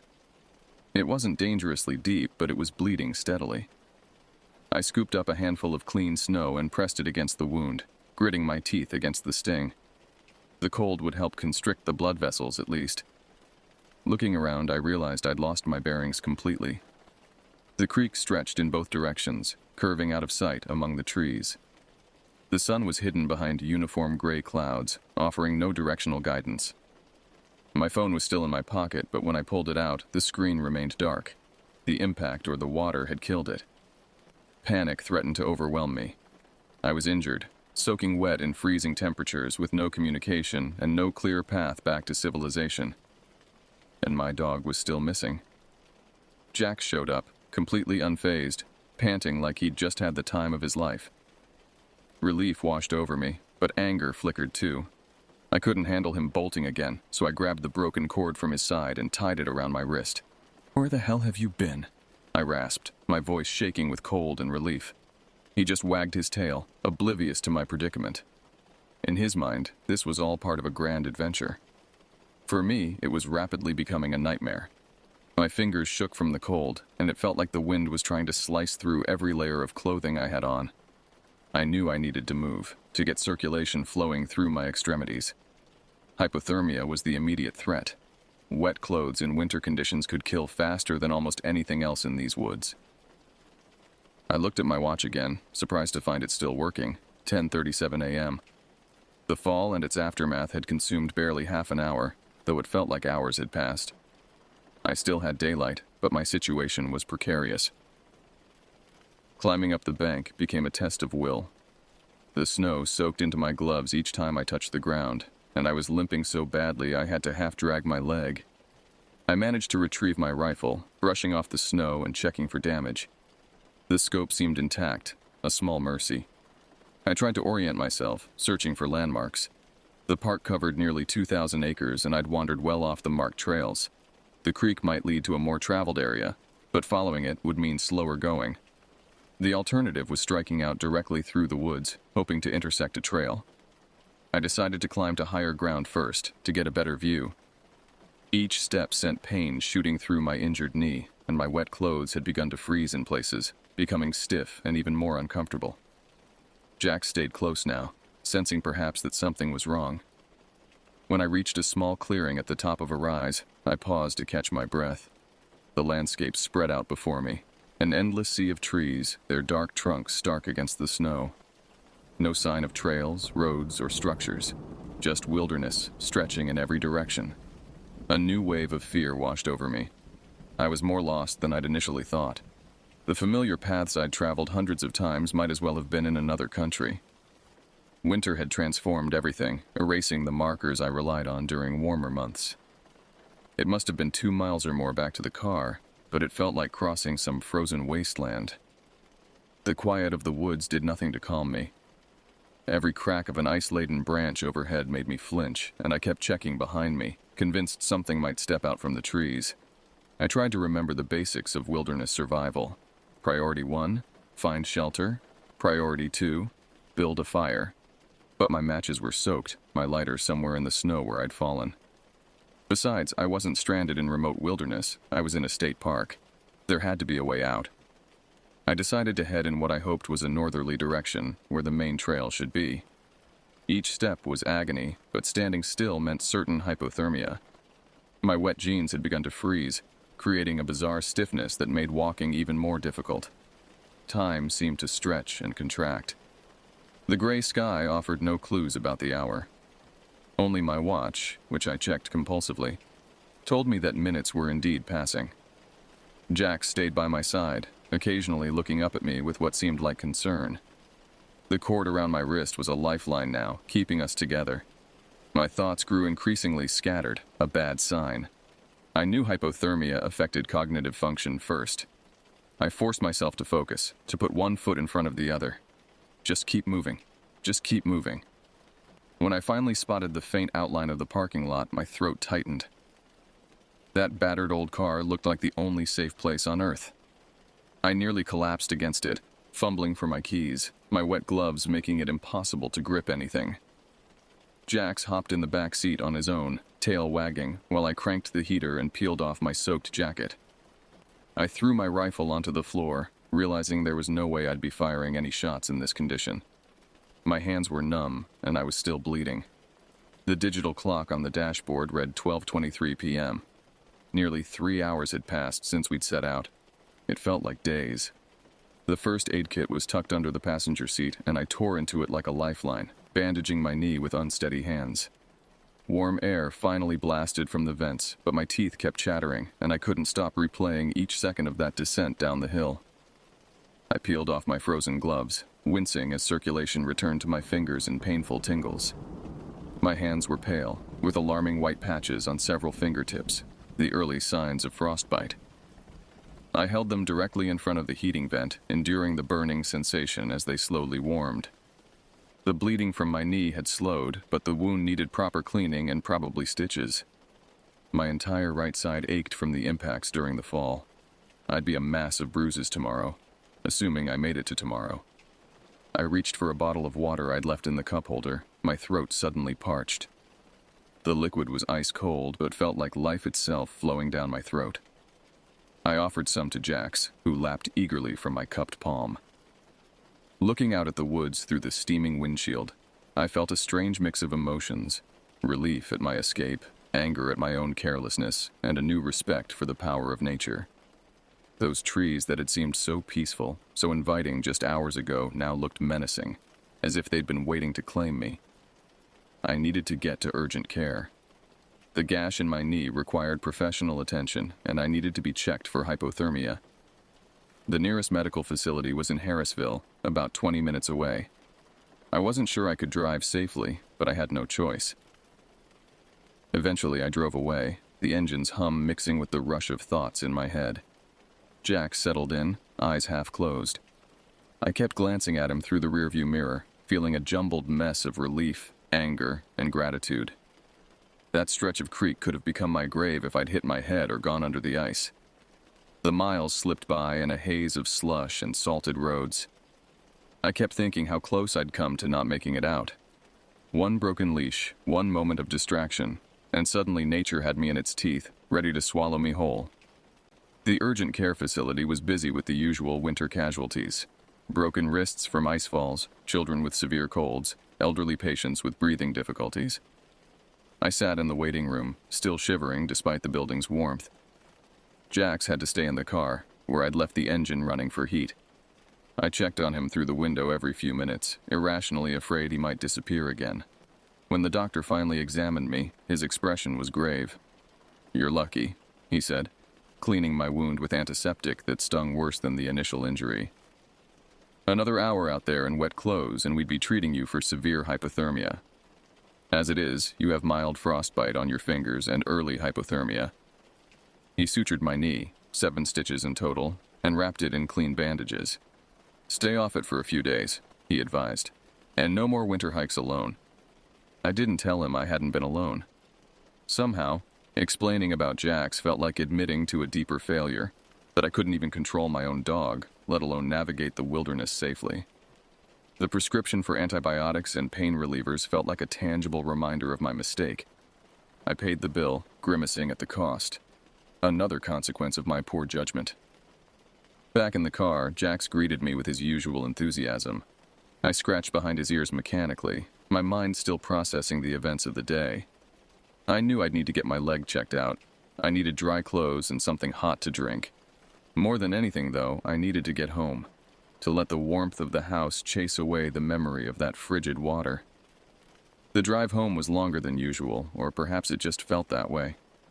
Every bump in the road sent pain shooting through my knee. The heater blasted at maximum, but I still felt a deep chill that seemed to radiate from my bones outward. I passed familiar landmarks, the gas station where I always filled up before hunting trips, the diner where I sometimes stopped for breakfast, the turnoff to my neighborhood. Each sight reinforced that I was returning to safety, to civilization. Yet I couldn't shake the sensation of being watched by something in the woods.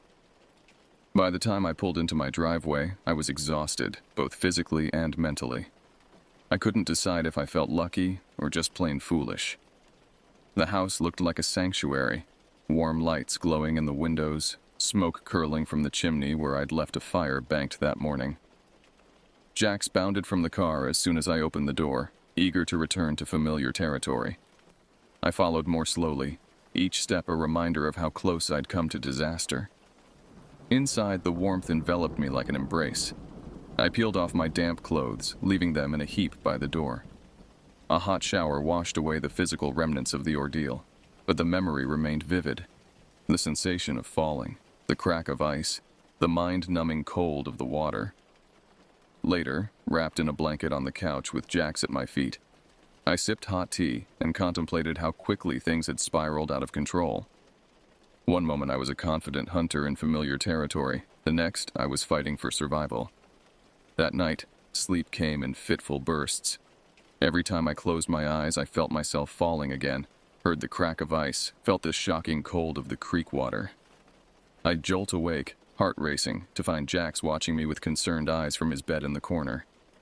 The pain in my knee throbbed in time with my heartbeat, a persistent reminder of my brush with disaster. The antibiotics sat on my bedside table along with the painkillers, which I'd been reluctant to take. Somehow I felt I deserved the pain, a necessary reminder of my foolishness. As dawn broke, I limped to the window and looked out at my backyard. The same snow that had nearly claimed me in the forest now looked benign, even beautiful as it glittered in the first rays of sunlight. Nature's dual faces, serene beauty and merciless killer, had never been clearer to me. I'd been hunting these woods since I was a teenager, had always prided myself on my outdoorsmanship. Yet one moment of carelessness had nearly cost me everything. The cheap leash, the excitement egging Jax on, the reckless pursuit, all preventable mistakes. Over coffee, I found myself online ordering a proper hunting harness for Jax, the kind with reinforced stitching and a secure clasp that wouldn't fail under pressure. I added a personal locator beacon to my cart as well, along with waterproof matches and an emergency blanket for my pack. Small investments that could mean the difference between life and death. The doctor had advised staying off my leg, but restlessness drove me to pace the house, Jax following at my heels as if afraid to let me out of his sight. Perhaps he sensed how close we'd come to not making it home at all. I canceled my plans for the coming weekend, another hunting trip I'd been looking forward to for months. It wasn't just the injury keeping me away, it was a newfound respect for the dangers lurking in those familiar woods. I needed time to recover, not just physically, but mentally, to rebuild the confidence that had been shattered along with the ice on that creek. In the following days, friends called to check in. I told them a sanitized version of events, a slip on ice, a minor injury. The full story felt too raw, too personal to share. How could I explain the moment when I realized I might not make it out?